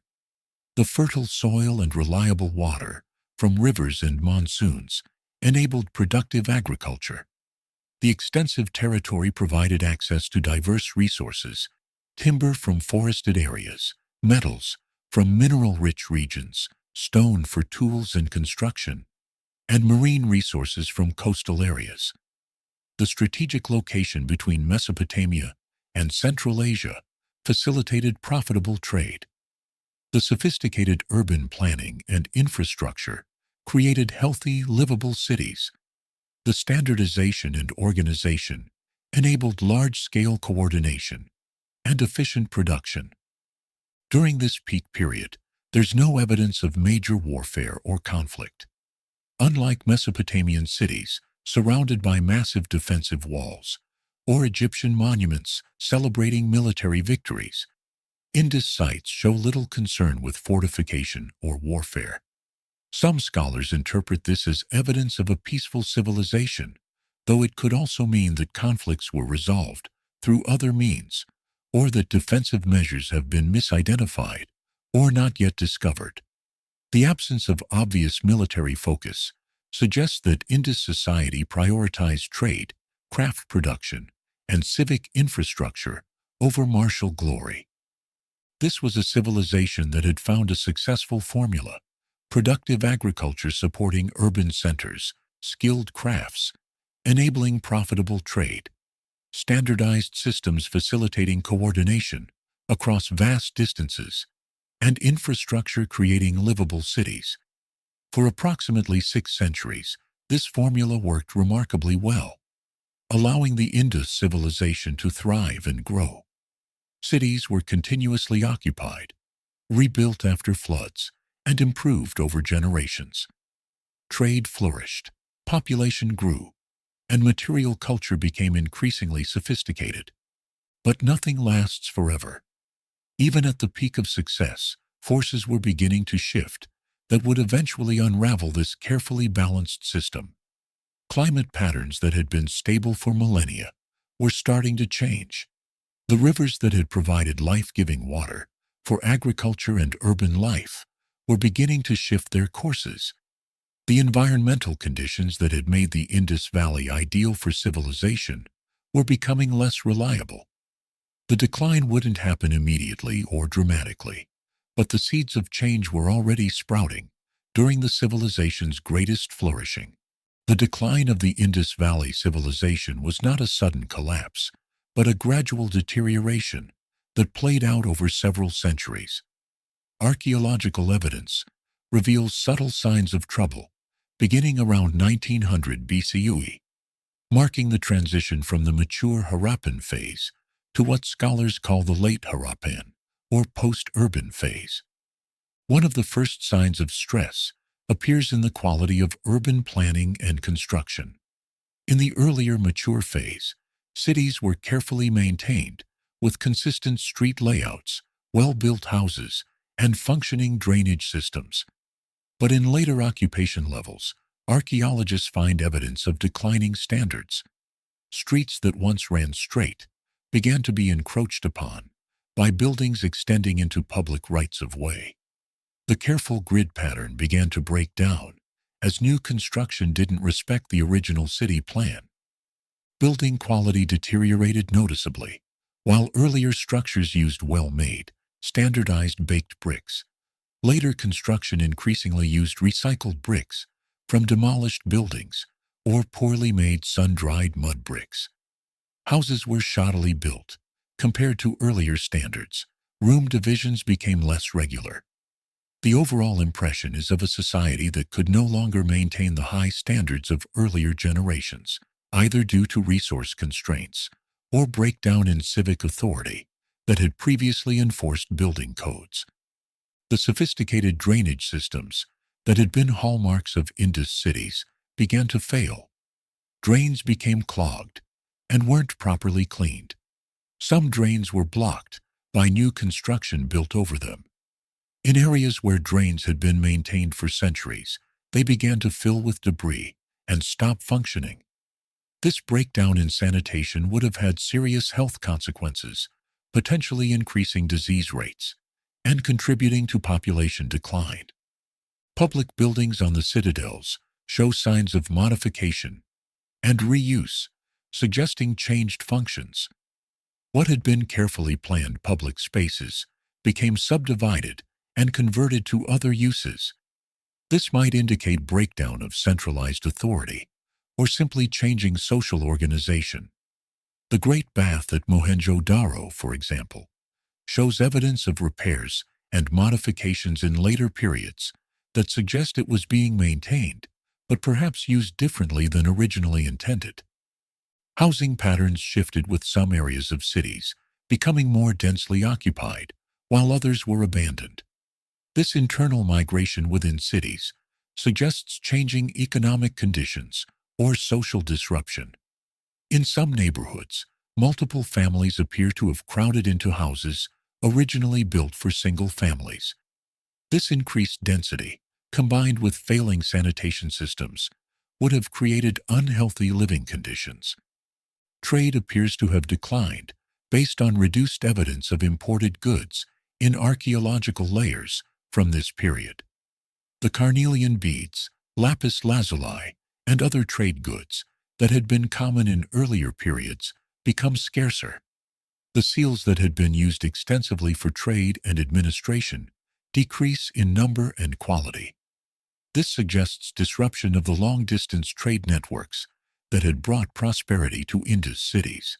The standardization that had characterized the mature Indus civilization began to break down. Brick sizes became less uniform. Pottery styles diversified with more regional variation. Weights and measures showed less consistency. This fragmentation suggests weakening of whatever mechanisms, whether centralized authority or shared cultural practices, had maintained standardization across the civilization.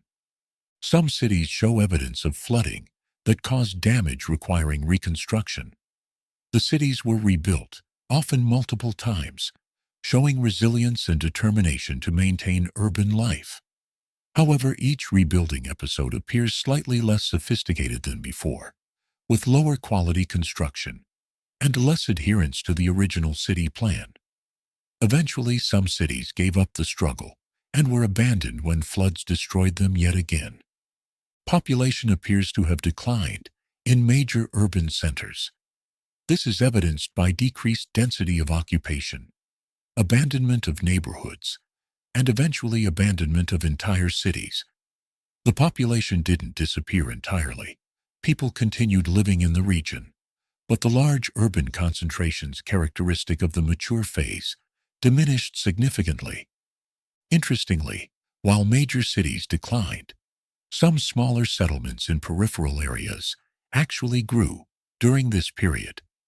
This suggests internal migration, with people leaving the old urban centers for smaller towns and villages. Some regions that had been sparsely populated during the mature phase show increased settlement in the late phase, indicating population redistribution rather than simple population collapse. The changes didn't happen uniformly across the entire civilization. Some regions and cities declined earlier than others. Mohenjo-daro, for instance, shows signs of decline earlier than some other sites. This staggered decline suggests localized factors were important, rather than a single catastrophic event affecting the entire civilization simultaneously. What's striking is the absence of evidence for violent destruction. There are no layers of ash, suggesting cities were burned. No mass graves, indicating warfare or plague. No evidence of invading armies destroying urban centers. The decline appears to have been gradual and relatively peaceful, with people simply choosing to leave cities as conditions deteriorated rather than being forcibly driven out or killed. The archaeological evidence paints a picture of a civilization slowly unraveling. Standards that had been maintained for centuries were no longer being met. Infrastructure that had functioned reliably began to fail. Trade networks that had brought prosperity became disrupted. Population concentrations that had made cities vibrant and productive began to disperse. But the process was gradual enough that no single generation experienced dramatic collapse. To people living through it, each year might have seemed only slightly worse than the previous year, with the full scope of change only becoming apparent when viewed across generations. Climate change played a crucial role in the decline of the Indus Valley Civilization, though the exact mechanisms and timing remain subjects of active research. Multiple lines of evidence, geological, archaeological, and paleoclimatic, suggest that the environmental conditions that had supported the civilization's growth began to shift around 2000 to 1900 BCE. The Indus civilization had flourished during a period of relatively strong and reliable monsoon rains. The summer monsoon, which brings crucial rainfall to South Asia, had been robust and consistent for millennia, supporting productive agriculture and maintaining reliable water flow in rivers. But paleoclimatic evidence indicates that monsoon patterns began to weaken around 2000 BCE, leading to reduced rainfall across the Indus region. Evidence for this climate shift comes from multiple sources. Lake sediment cores from the region show changes in pollen composition, with species adapted to wetter conditions decreasing while drought-tolerant species increase. Ocean sediment cores from the Arabian Sea show changes in chemical composition, indicating reduced river runoff from the land. Stalagmites in caves preserve isotopic records showing decreased monsoon intensity. Together, these independent lines of evidence paint a consistent picture of drying climate. The weakening monsoon would have had cascading effects on the Indus civilization. Reduced rainfall meant decreased agricultural productivity. Crops that had grown reliably for centuries began to fail more frequently. Farmers might have experienced a series of poor harvests, gradually depleting stored reserves. As food became scarcer, cities that depended on agricultural surplus would have found themselves unable to support large populations. The rivers that had been the lifeblood of the civilization were directly affected by reduced monsoon rains. Lower rainfall meant reduced river flow, particularly during the dry season.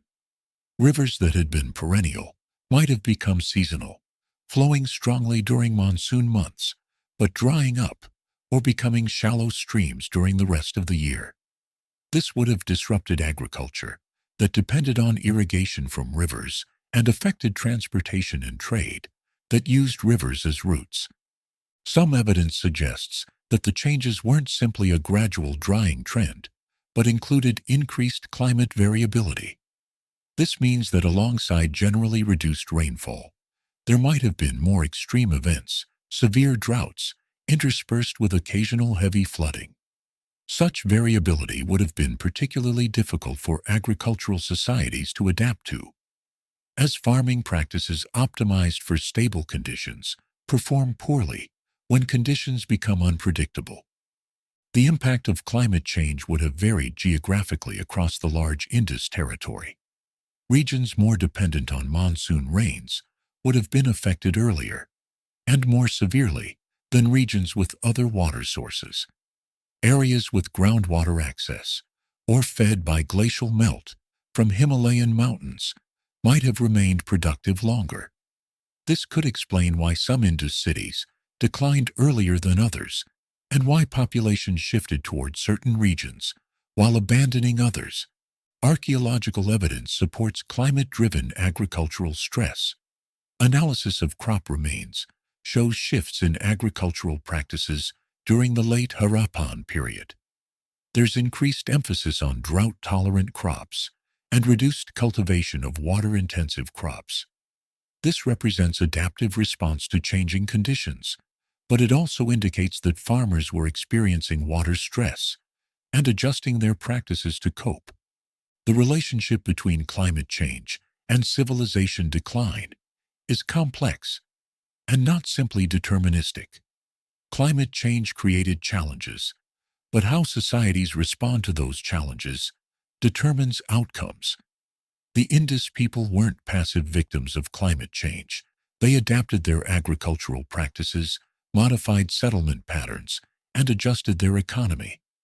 However, the adaptations had limits, and when environmental stress exceeded the civilization's capacity to adapt, decline became inevitable. Modern climate science has provided context for understanding ancient climate change. We now know that climate varies naturally on multiple timescales, decades, centuries, and millennia, in response to changes in solar output, volcanic activity, ocean currents, and other factors. The weakening of the monsoon, around 2000 BCE, appears to have been part of a broader pattern of climate change, affecting regions well beyond South Asia. Contemporary civilizations in the Eastern Mediterranean, Mesopotamia, and the Iranian Plateau also experienced climate disruptions around the same time. The climate changes alone might not have caused the civilization's decline if other factors hadn't compounded the stress. A robust civilization with diverse economic base, adaptive institutions, and available alternative resources might have weathered the climate shift. But combined with other factors, particularly the shifting courses of major rivers discussed in the next chapter, the climate changes became part of a perfect storm of environmental pressures that overwhelmed the civilization's adaptive capacity. Understanding climate's role in the Indus decline has modern relevance. It demonstrates how civilizations dependent on specific environmental conditions can be vulnerable when those conditions change.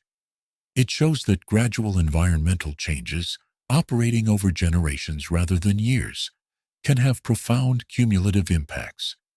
And it illustrates that even sophisticated societies, with advanced technology and organization, can struggle to adapt when fundamental environmental conditions shift beyond critical thresholds. Perhaps the most catastrophic environmental change affecting the Indus civilization was the shifting and drying of major rivers. Rivers in the Indus region are dynamic geological features that can change course dramatically over centuries due to tectonic activity, sediment accumulation, and flood events. During the civilization's decline, several rivers underwent changes that devastated the cities depending on them. The most significant river change involved the Ghaggar-Hakra river system, which flowed through what is now the dried bed of a river running through Rajasthan and Punjab. During the mature Harappan period, this was apparently a major perennial river, possibly fed by Himalayan, glacial melt, and monsoon rains. Archaeological surveys have identified numerous Harappan settlements along its course, suggesting it was crucial to the civilization. But Paleochannel studies show that this river system began to dry up or shift course around 2000 to 1900 BCE. The drying of the Ghaggar-Hakra would have been catastrophic for settlements dependent on it. Cities and villages that had relied on its water for drinking, irrigation, and transportation suddenly found themselves without their essential water source. Archaeological evidence shows that many settlements along the dried river course were abandoned during the late Harappan period, consistent with the loss of this vital resource. The exact cause of the Ghaggar-Hakra's disappearance remains debated. One hypothesis suggests that tectonic activity in the Himalayan foothills disrupted the river's tributaries, causing them to shift into other drainage systems like the Indus or Ganges. Another possibility is that climate change reduced water flow until the river could no longer maintain its course, with the remaining water being absorbed by sediments before reaching the plains. A third possibility involves the river's tributaries being captured by other rivers through a process called stream piracy, where erosion allows one river system to drain another's headwaters. The Indus River itself, while continuing to flow, likely changed its course in some areas. Rivers flowing across flat alluvial plains naturally meander and shift channels, especially during major flood events. A city that was once on a river's bank might find itself miles from the river after the river carved a new channel following a catastrophic flood. This would have disrupted river-dependent activities like transportation, fishing, and irrigation. The Ravi River, one of the tributaries of the Indus, near Harappa, appears to have shifted its course during the late Harappan period.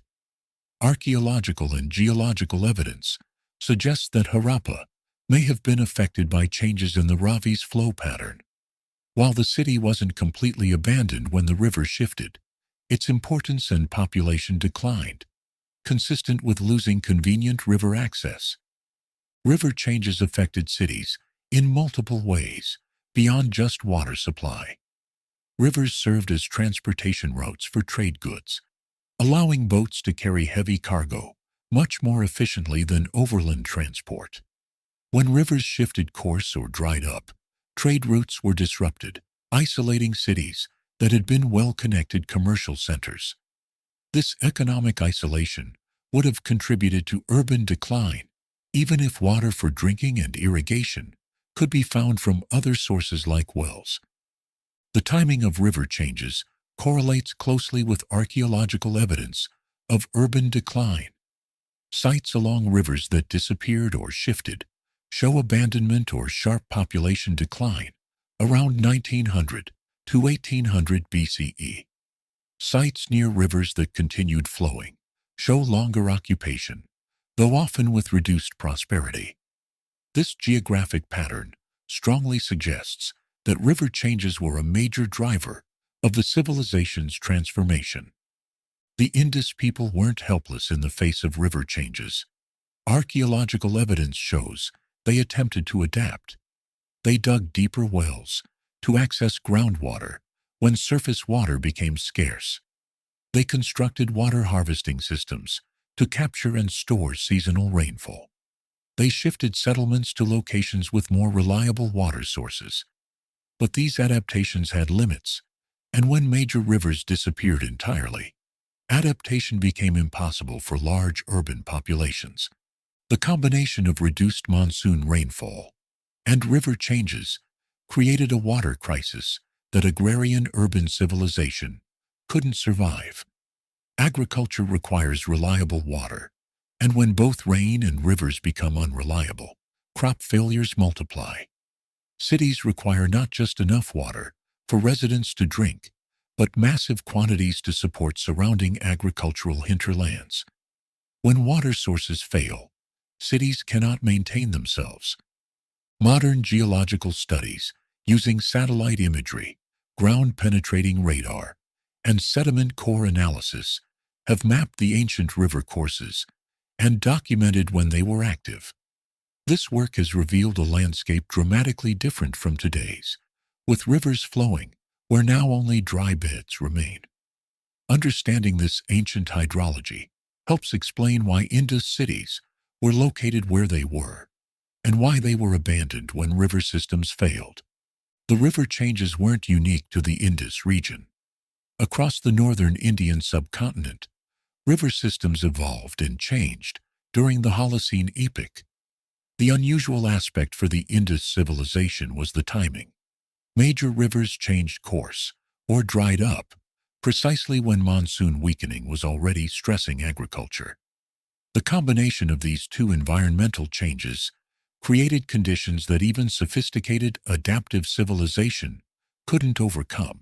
The decline of the Indus Valley Civilization wasn't characterized by sudden mass death or violent destruction, but rather by gradual migration as people left cities for other regions. Archaeological evidence from sites across northern South Asia tracks this demographic shift as populations moved away from traditional Indus heartlands toward new areas, offering better prospects. Migration appears to have followed several patterns. One significant movement was eastward toward the Ganges-Yamuna river system. While the western rivers that had supported the Indus civilization were drying or shifting, the Ganges system maintained more reliable flow, fed by Himalayan glacial melt and monsoon rains in the eastern regions. Archaeological sites in what is now Uttar Pradesh and Haryana show increased population during the late Harappan period, with settlement patterns and artifacts showing clear Harappan cultural influences. Another migration stream flowed southward into Gujarat and toward the Deccan Plateau. These regions had been peripheral to the main Indus civilization, but became more heavily settled as people left the drought-stricken northwest. Sites like Lothal in Gujarat continued occupation even as cities like Mohenjo-daro were abandoned. The southern and southeastern regions apparently maintained better environmental conditions, supporting continued settlement. Some population moved into the Himalayan foothills and submontane regions.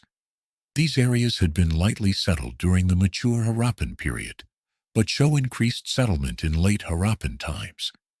The foothills offered different environmental conditions, more reliable water from mountain streams, different agricultural possibilities, and escape from the deteriorating conditions on the plains. The migration wasn't a single coordinated movement, but rather accumulated individual and small group decisions made over many generations. Families would have left cities when conditions became untenable, when drought destroyed crops repeatedly, when wells dried up, when floods destroyed homes once too often. They would seek relatives in other regions, follow trade routes to areas they'd heard about, or simply move toward regions with visible water and vegetation. The migrants carried Harappan cultural traditions with them, which is how we can track their movement archaeologically. They continued making similar pottery styles, using similar tools, maintaining similar architectural preferences, and preserving certain cultural practices. However, as they settled in new regions with different environments and mixed with local populations, their culture gradually transformed. The distinctive Harappan characteristics became diluted and modified, creating regional variations that eventually evolved into the diverse cultures of later periods. The pace of migration varied by region and over time. Some cities were abandoned relatively quickly, within a few generations, while others maintained reduced populations for centuries. Mohenjo-daro, for instance, shows evidence of declining population and deteriorating conditions over several centuries before final abandonment around 1700 BCE. Harappa maintained some occupation even longer, though at much reduced scale compared to its peak. Not everyone migrated. Some populations remained in traditional Indus regions, but shifted from urban to rural lifestyles. Instead of living in large cities, they formed small farming villages and pastoral communities. This transition from urban to rural isn't necessarily a decline in quality of life. Rural communities can be prosperous and healthy, but it represents a fundamental change in social organization from the urbanized civilization of earlier periods. The migrants would have faced challenges in their new homes. They needed to learn new agricultural techniques appropriate to different soils and climates. They had to establish relationships with populations already living in destination regions, which might have been cooperative or competitive. They had to adapt their traditional practices to new environments while maintaining enough cultural continuity to preserve their identity. Some scholars argue that the Harappan migrants contributed to the formation of later Vedic culture. The Vedic texts, composed in Sanskrit beginning around 1500 BCE, describe societies in northern India with different characteristics than Harappan civilization, but potentially including some descendant populations. However, establishing clear cultural continuity between Harappans and later cultures is difficult, given the absence of readable Harappan texts and the time gap between civilizations. The migration pattern helps explain why the Indus civilization seemingly disappeared from history. The people didn't die out. They dispersed, migrated, adapted to new regions, and gradually transformed culturally until they were no longer recognizably Harappan. Their descendants continued living in South Asia, but the distinctive urban civilization their ancestors had built was abandoned and eventually forgotten. This migration and dispersal also explains why no later South Asian tradition preserved memory of the Indus cities. By the time literate civilizations arose in India that could have recorded historical memory, the urban Harappan period was already ancient, abandoned for over 1,000 years. The scattered descendant populations living in various regions probably had fragmented oral traditions about the old cities, but without written records, these memories faded and were lost. Modern parallels exist for this kind of civilizational abandonment. The Maya cities of Central America were largely abandoned in the 9th century CE, with populations dispersing to other regions. When Spanish conquistadors arrived centuries later, magnificent cities stood empty in jungles, and even local populations had lost detailed knowledge of who had built them. The Indus abandonment followed a similar pattern: gradual population dispersal, leaving empty cities that were eventually buried and forgotten. Imagine walking through Mohenjo-daro in its final years of occupation. The city that once housed tens of thousands now holds only a few thousand residents clustered in certain neighborhoods, while other areas stand abandoned and deteriorating. The careful grid of streets remains visible, but many are littered with debris and blocked by collapsed buildings. The sophisticated drainage system, once the city's pride, is clogged and non-functional in many areas. The great public buildings on the citadel still stand, but show neglect. The Great Bath, which once hosted important ceremonies or gatherings, perhaps still functions, but serves a reduced population. The granaries that stored surplus grain from prosperous agricultural hinterlands stand partially empty or converted to other uses as the agricultural system that supported urban life has broken down. In the lower city, many houses stand empty, their doors and windows open to the elements. Some have been partially dismantled by remaining residents, scavenging bricks and timber for repairs on their own dwellings. The standardized bricks that once symbolized the civilization's organizational capacity are now just convenient building materials taken from wherever they're available. New construction, when it occurs, doesn't follow the old grid pattern, but fills in spaces haphazardly. The workshops that once produced goods for trade, bead makers, metal workers, potters, have largely shut down. Without functioning trade networks to distribute their products and bring raw materials, specialized craft production isn't economically viable. The remaining population largely consists of farmers and herders, living a more self-sufficient rural lifestyle, despite being nominally in a city. The wells that provided water to households still function where water table remains high enough, but some have run dry as groundwater depletes under drought conditions. Residents must walk farther to find water, and the convenient access to private wells that characterized prosperous Harappan homes is no longer universal. Water scarcity affects daily life in countless ways.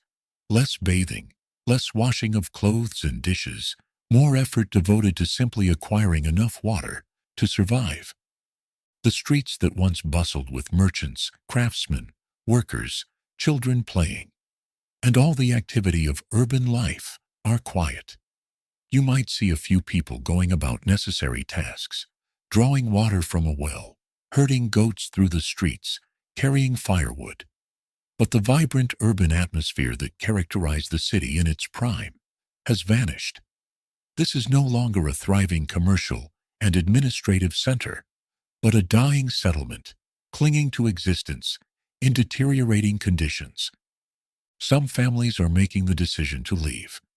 You might see a group preparing for departure, loading what possessions they can carry onto carts, saying farewell to neighbors who are staying a bit longer.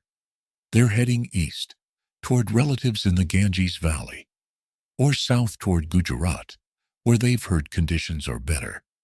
The migration is slow and painful, leaving a home that families have occupied for generations, abandoning a city their ancestors helped to build, but seeing no future in staying as conditions continue worsening. Flood damage is visible in some areas where the river has overflowed during monsoon season. Unlike earlier periods when such damage was quickly repaired with the city rebuilt to original standards, now the damaged areas are simply abandoned. The social organization and resources necessary for major reconstruction efforts no longer exist. Each flood or disaster leaves permanent scars rather than being overcome through community effort. The animals that once provided transportation and agricultural labor are fewer. Maintaining large herds requires adequate pasture and water, both increasingly scarce. Some residents have slaughtered animals for food rather than trying to keep them alive through drought. The cattle that survive are thin and stressed, no longer the healthy animals depicted on seals from the city's prosperous days. Perhaps most poignantly, the Great Bath stands empty now. Whether it last functioned for ritual purification, social gathering, or some other purpose we don't understand, it no longer serves active use. The elaborate waterproofing remains intact. The brick steps still descend into the basin, but no water fills it. The ritual or social functions it served have ended along with the prosperity that supported them. It stands as monument to what the city once was and what it has lost. Over the following decades and centuries, even the remaining population dwindles and eventually disappears. The last residents leave for better prospects elsewhere, or die without successors to maintain occupation. The city becomes truly empty. No fires burning in courtyards, no voices echoing through streets, no children playing, no animals, no human presence at all. The buildings stand intact for a while, but without maintenance they begin to decay. Roofs collapse, walls crack, vegetation begins to take root in streets and courtyards. Monsoon rains and annual floods gradually bury the abandoned city under layers of silt and soil. Dust storms add their contribution of wind-blown sand and dirt. Each year the accumulation grows, slowly burying the streets and buildings. Within a few generations, the city is buried deeply enough that only vague mounds mark where buildings once stood. Eventually, even those mounds blend into the landscape, and Mohenjo-daro becomes just another feature of the terrain, its identity as a city lost to human memory. This process repeated across the Indus civilization. City after city fell silent, was abandoned, was buried. The vast urban network that had connected hundreds of settlements shrank and fragmented. The sophisticated civilization that had flourished for 7 centuries ceased to exist, not through dramatic destruction, but through gradual abandonment, as environmental conditions and social organization that supported urban life collapsed. For more than 3,000 years, the cities of the Indus Valley slept beneath the earth, completely forgotten by human civilization. Empires rose and fell over the buried cities. The Persian Empire, Alexander the Great's conquests, the Mauryan Empire, the Gupta Empire, various sultanates, the Mughal Empire, and finally British colonial rule, all without anyone knowing that ancient cities lay beneath their feet. Local populations living in the regions had no memory of the cities. The mounds dotting the landscape were simply geographical features, perhaps noted as good places to quarry old bricks for building material, but not recognized as archaeological sites of any significance. If oral traditions about old cities once existed, they had long since faded beyond recognition into vague legends about giants or spirits. The rediscovery process began accidentally in the mid-1800s when British colonial engineers needed building materials for India's expanding railway system. Workers excavated the mysterious mounds, searching for ballast, crushed brick and stone to support railroad tracks. They found thousands upon thousands of ancient bricks buried in the mounds, perfect for their purposes. For decades, bricks from cities like Harappa were crushed and used in railroad construction, with no one realizing they were destroying irreplaceable archaeological evidence of ancient civilization. In 1912, archaeologist J. Fleet examined some seals that had been found and published a paper, noting they appeared to be from an unknown ancient culture. But World War I intervened, and serious archaeological investigation had to wait until the 1920s. The breakthrough came in 1921 to 1922, when archaeologists Daya Ram Sani at Harappa and R.D.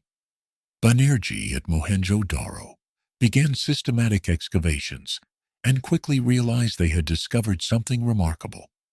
John Marshall's 1924 announcement of the discoveries in the Illustrated London News created international sensation. Photographs of the excavations showed streets, buildings, drainage systems, and artifacts unlike anything previously known from ancient India. The implications were revolutionary. India had urban civilization contemporary with ancient Egypt and Mesopotamia, completely changing understanding of ancient South Asian history. Early excavations focused on major cities like Harappa and Mohenjo-daro, revealing the sophisticated urban planning, drainage systems, and standardized architecture that characterized the civilization. As excavations continued through the 1920s and 1930s, more sites were discovered, revealing the civilization's vast extent. Archaeologists found cities, towns, and villages across an enormous territory, all sharing similar cultural characteristics. The 1940s and 1950s brought important theoretical work, as archaeologists like Mortimer Wheeler brought new methodologies to Indus excavations, applying more rigorous stratigraphic techniques that allowed better dating and understanding of how sites developed over time. Wheeler's work helped establish the chronology of the civilization and revealed evidence of multiple occupation phases and rebuilding episodes. The discovery of the Indus script created both excitement and frustration. Here was writing from ancient India, but unlike cuneiform or hieroglyphics, it resisted all attempts at decipherment. Scholars tried every approach, comparing it to known languages, applying statistical analysis, looking for patterns. But without a bilingual inscription or lengthy texts, the script remained stubbornly indecipherable.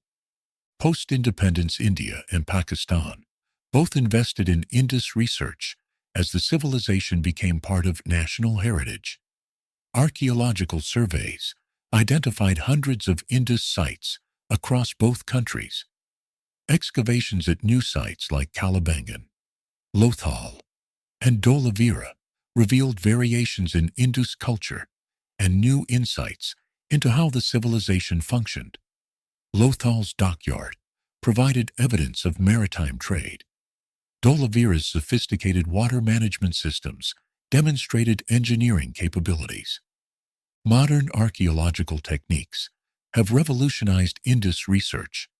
Satellite imagery helps identify new sites and ancient river courses. Ground-penetrating radar reveals buried structures without excavation. DNA analysis of skeletal remains provides information about population movements and relationships. Carbon dating and other chronometric techniques allow precise dating of occupation phases.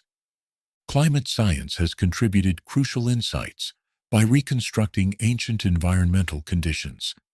Studies of lake sediments, ocean cores, and cave deposits reveal monsoon patterns and climate changes that affected the civilization. This environmental data helps explain the civilization's rise and decline in relation to changing ecological conditions. Computer analysis has been applied to the Indus script, identifying statistical patterns and probable grammatical structures, though decipherment remains elusive.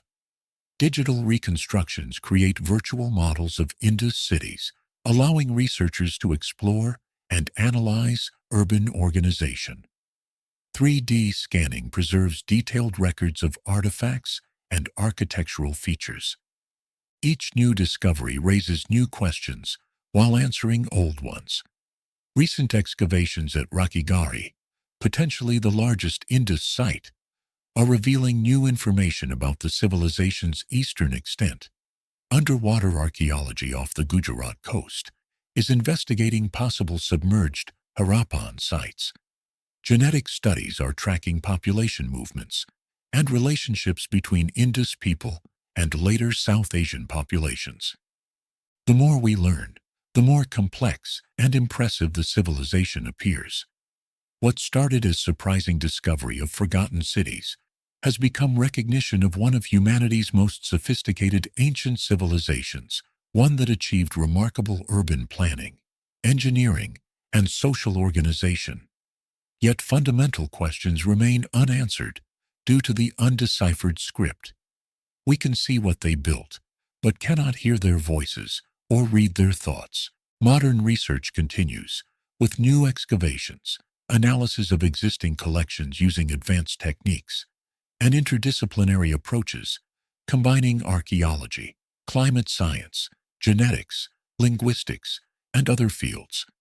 The Indus Valley Civilization, forgotten for 3 millennia and rediscovered barely a century ago, continues revealing its secrets gradually through patient archaeological work.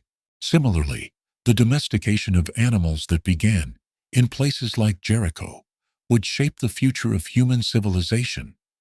Goats and sheep, first managed by early Neolithic herders, gradually spread across the Fertile Crescent and eventually throughout Europe, Asia, and Africa. These animals became essential sources of meat, milk, wool, and leather for countless societies that followed. What began as small experiments in controlling animal populations eventually created entire agricultural economies built around livestock. Jericho also represents one of the earliest examples of large-scale cooperation between humans living in permanent communities. The construction of the tower and surrounding wall required coordination, shared labor, and collective planning. Hundreds of individuals would have contributed their effort, hauling stones, shaping materials, and assembling structures that served the entire settlement. This type of organized labor laid the foundation for the great construction projects of later civilizations, from ancient temples to massive city walls. Permanent settlement also introduced new social dynamics. Families now possessed homes, storage spaces, and fields that could be inherited across generations. Property became meaningful in a way it had not been for mobile hunter-gatherers. Surplus food could be stored and accumulated, creating the possibility for both prosperity and inequality. These changes slowly transformed human societies, eventually leading to the complex social hierarchies seen in later civilizations. Trade networks that connected Jericho to distant regions demonstrate another crucial legacy. Even 10,000 years ago, communities were exchanging materials and ideas across vast distances. Obsidian from Anatolia, shells from distant seas, and knowledge about agriculture or tool-making traveled along these early trade routes. Innovation rarely occurred in isolation. Instead, human progress spread through networks of connection between communities. Jericho stands as a powerful reminder that civilization did not appear suddenly. It emerged gradually through small decisions made by early communities, experimenting with new ways of living. The farmers, builders, hunters, and families who lived in Jericho were unknowingly shaping a future that would eventually give rise to cities, kingdoms, and modern societies. Today, the ruins of Indus cities stand as silent witnesses to a civilization that flourished 4,000 years ago and then faded into obscurity for 3 millennia. Archaeologists continue excavating, analyzing, and learning from these sites, gradually piecing together the story of people whose voices we cannot hear, but whose achievements still impress us across the gulf of time. Walking through Mohenjo-daro today, you see the excavated portions of the city, perhaps 10% of the total site, with the rest still buried. The brick streets and buildings, remarkably preserved despite 40 centuries, show the skill and planning that went into the city's construction. The drainage channels still visible beneath streets demonstrate engineering sophistication that wouldn't be matched in many regions for thousands of years.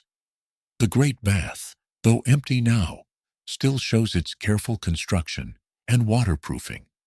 But these are just stones and bricks. They show us what Harappans built, but not who they were as people. They demonstrate engineering capability, but not beliefs, values, or personal stories. The greatest monument, the undeciphered script, stands between us and true understanding of this civilization. Until that script yields its secrets, the Harappans remain mysterious, despite all our archaeological knowledge. The mystery of the Indus script continues to frustrate scholars. Every few years, someone announces a breakthrough in decipherment, but none have withstood peer review and critical examination. The short inscriptions, the lack of bilingual texts, and the absence of lengthy passages make decipherment extraordinarily difficult, perhaps impossible without finding new types of evidence. The script mocks us, visible yet unreadable, preserving its secrets despite a century of intense scholarly effort. Yet research continues, and new discoveries still occur. Rakigari, recently excavated, has revealed a massive city, potentially larger than Mohenjo-daro, expanding our understanding of the civilization's scale and distribution. Underwater surveys, off Gujarat's coast, are investigating sites that might have been submerged as sea levels rose. New analytical techniques, applied to old collections, are revealing information that earlier excavators missed. DNA analysis of skeletal remains is providing insights into Harappan population genetics, and relationships with later South Asian populations. This research suggests genetic continuity, with modern South Asians carrying genetic heritage from Harappan ancestors mixed with other populations who arrived later. The Harappans didn't vanish. Their descendants are among the billion-plus people living in South Asia today. Climate research continues refining our understanding of environmental changes during the Harappan period. Better paleoclimatic data helps explain why the civilization flourished when it did, and why it encountered difficulties when monsoon patterns shifted and rivers changed course. This research makes the Harappan experience relevant to modern concerns about climate change and civilizational resilience. The Indus cities also offer lessons in urban planning and sustainable living. Their emphasis on sanitation and public health infrastructure, their relatively egalitarian social structure, their efficient use of standardized systems. These remain relevant examples for modern urban planners and policymakers. The Harappans solved problems that many modern cities still struggle with. For Pakistan and India, the Indus Valley Civilization represents important cultural heritage. Sites like Mohenjo-daro and Harappa are national treasures, tourist destinations, and sources of pride. They demonstrate that South Asian civilization has roots stretching back 5,000 years to one of humanity's first great urban cultures. Schools teach Harappan history, museums display artifacts, and the civilization features prominently in cultural narratives. The story of the Indus civilization resonates beyond South Asia. It's part of human heritage, showing what our ancient ancestors achieved, and reminding us that sophisticated civilizations existed long before recent millennia. It demonstrates human capability for creating complex, organized societies, even with Bronze Age technology. It shows both the achievements possible through social organization and the vulnerabilities that even sophisticated civilizations face. Perhaps most poignantly, the Indus civilization reminds us how fragile historical memory can be. A civilization housing millions, spanning over 1 million square kilometers, enduring for centuries, completely forgotten. If not for accident, railroad workers stumbling on buried bricks, we might still not know the Indus cities existed. How much else has been forgotten? How many civilizations rose, flourished, and fell, leaving no trace in historical memory? The silence of the Indus script has a poignant quality. These people had voices, thoughts, beliefs, stories. They recorded some of those thoughts in writing. The inscriptions survive. We can see them, but we cannot read them. It's like finding a letter from someone you want to know about, but written in an unknown language, with no way to translate it. The frustration of closeness without connection, of evidence without understanding, defines the Indus enigma. Yet despite the mystery, despite the undeciphered writing, despite the 3,000-year forgetting, the Indus Valley civilization speaks to us. Through bricks laid in precise grids, through drainage systems, showing engineering skill, through seals carved with care, through toys children played with, through jewelry people wore, through homes where families lived, the Harappans communicated across time. Not their words, but their works, not their beliefs, but their achievements. As archaeologists continue excavating and analyzing, as new techniques reveal new information, as understanding gradually deepens, we come closer to these ancient people. We may never read their words or know their stories with the intimacy that readable texts would provide, but we can appreciate what they built, admire their achievements, and recognize them as fellow humans who faced challenges, created solutions, built civilizations, and left their mark on history, even though they couldn't know that mark would be forgotten for 3,000 years before being rediscovered. The wind moves across the ruins of Mohenjo-daro. Birds fly overhead, the sun rises and sets, as it has for billions of years. And beneath the modern surface of South Asia, beneath farms and cities and roads, lie countless Harappan sites, still undiscovered, still buried, still keeping their secrets. The civilization may have faded 4,000 years ago, but its echoes remain, waiting patiently in the earth for those who will listen. Thank you for joining us on this journey through the lost cities of the Indus Valley. As you drift towards sleep, let these ancient stories settle gently in your mind. Stories of people who built remarkable cities, developed sophisticated technologies, and created a civilization that lasted for centuries before gradually fading into the silent earth. Their voices are lost to us, but their achievements remain, whispering across the millennia about human capability, ingenuity, and the complex relationship between civilization and the environment that sustains it. Sleep well, and may your dreams carry you to ancient streets where life once flourished, where merchants traded, where children played, where families lived their daily lives 4,000 years ago, in cities now sleeping beneath the patient sand. Good night,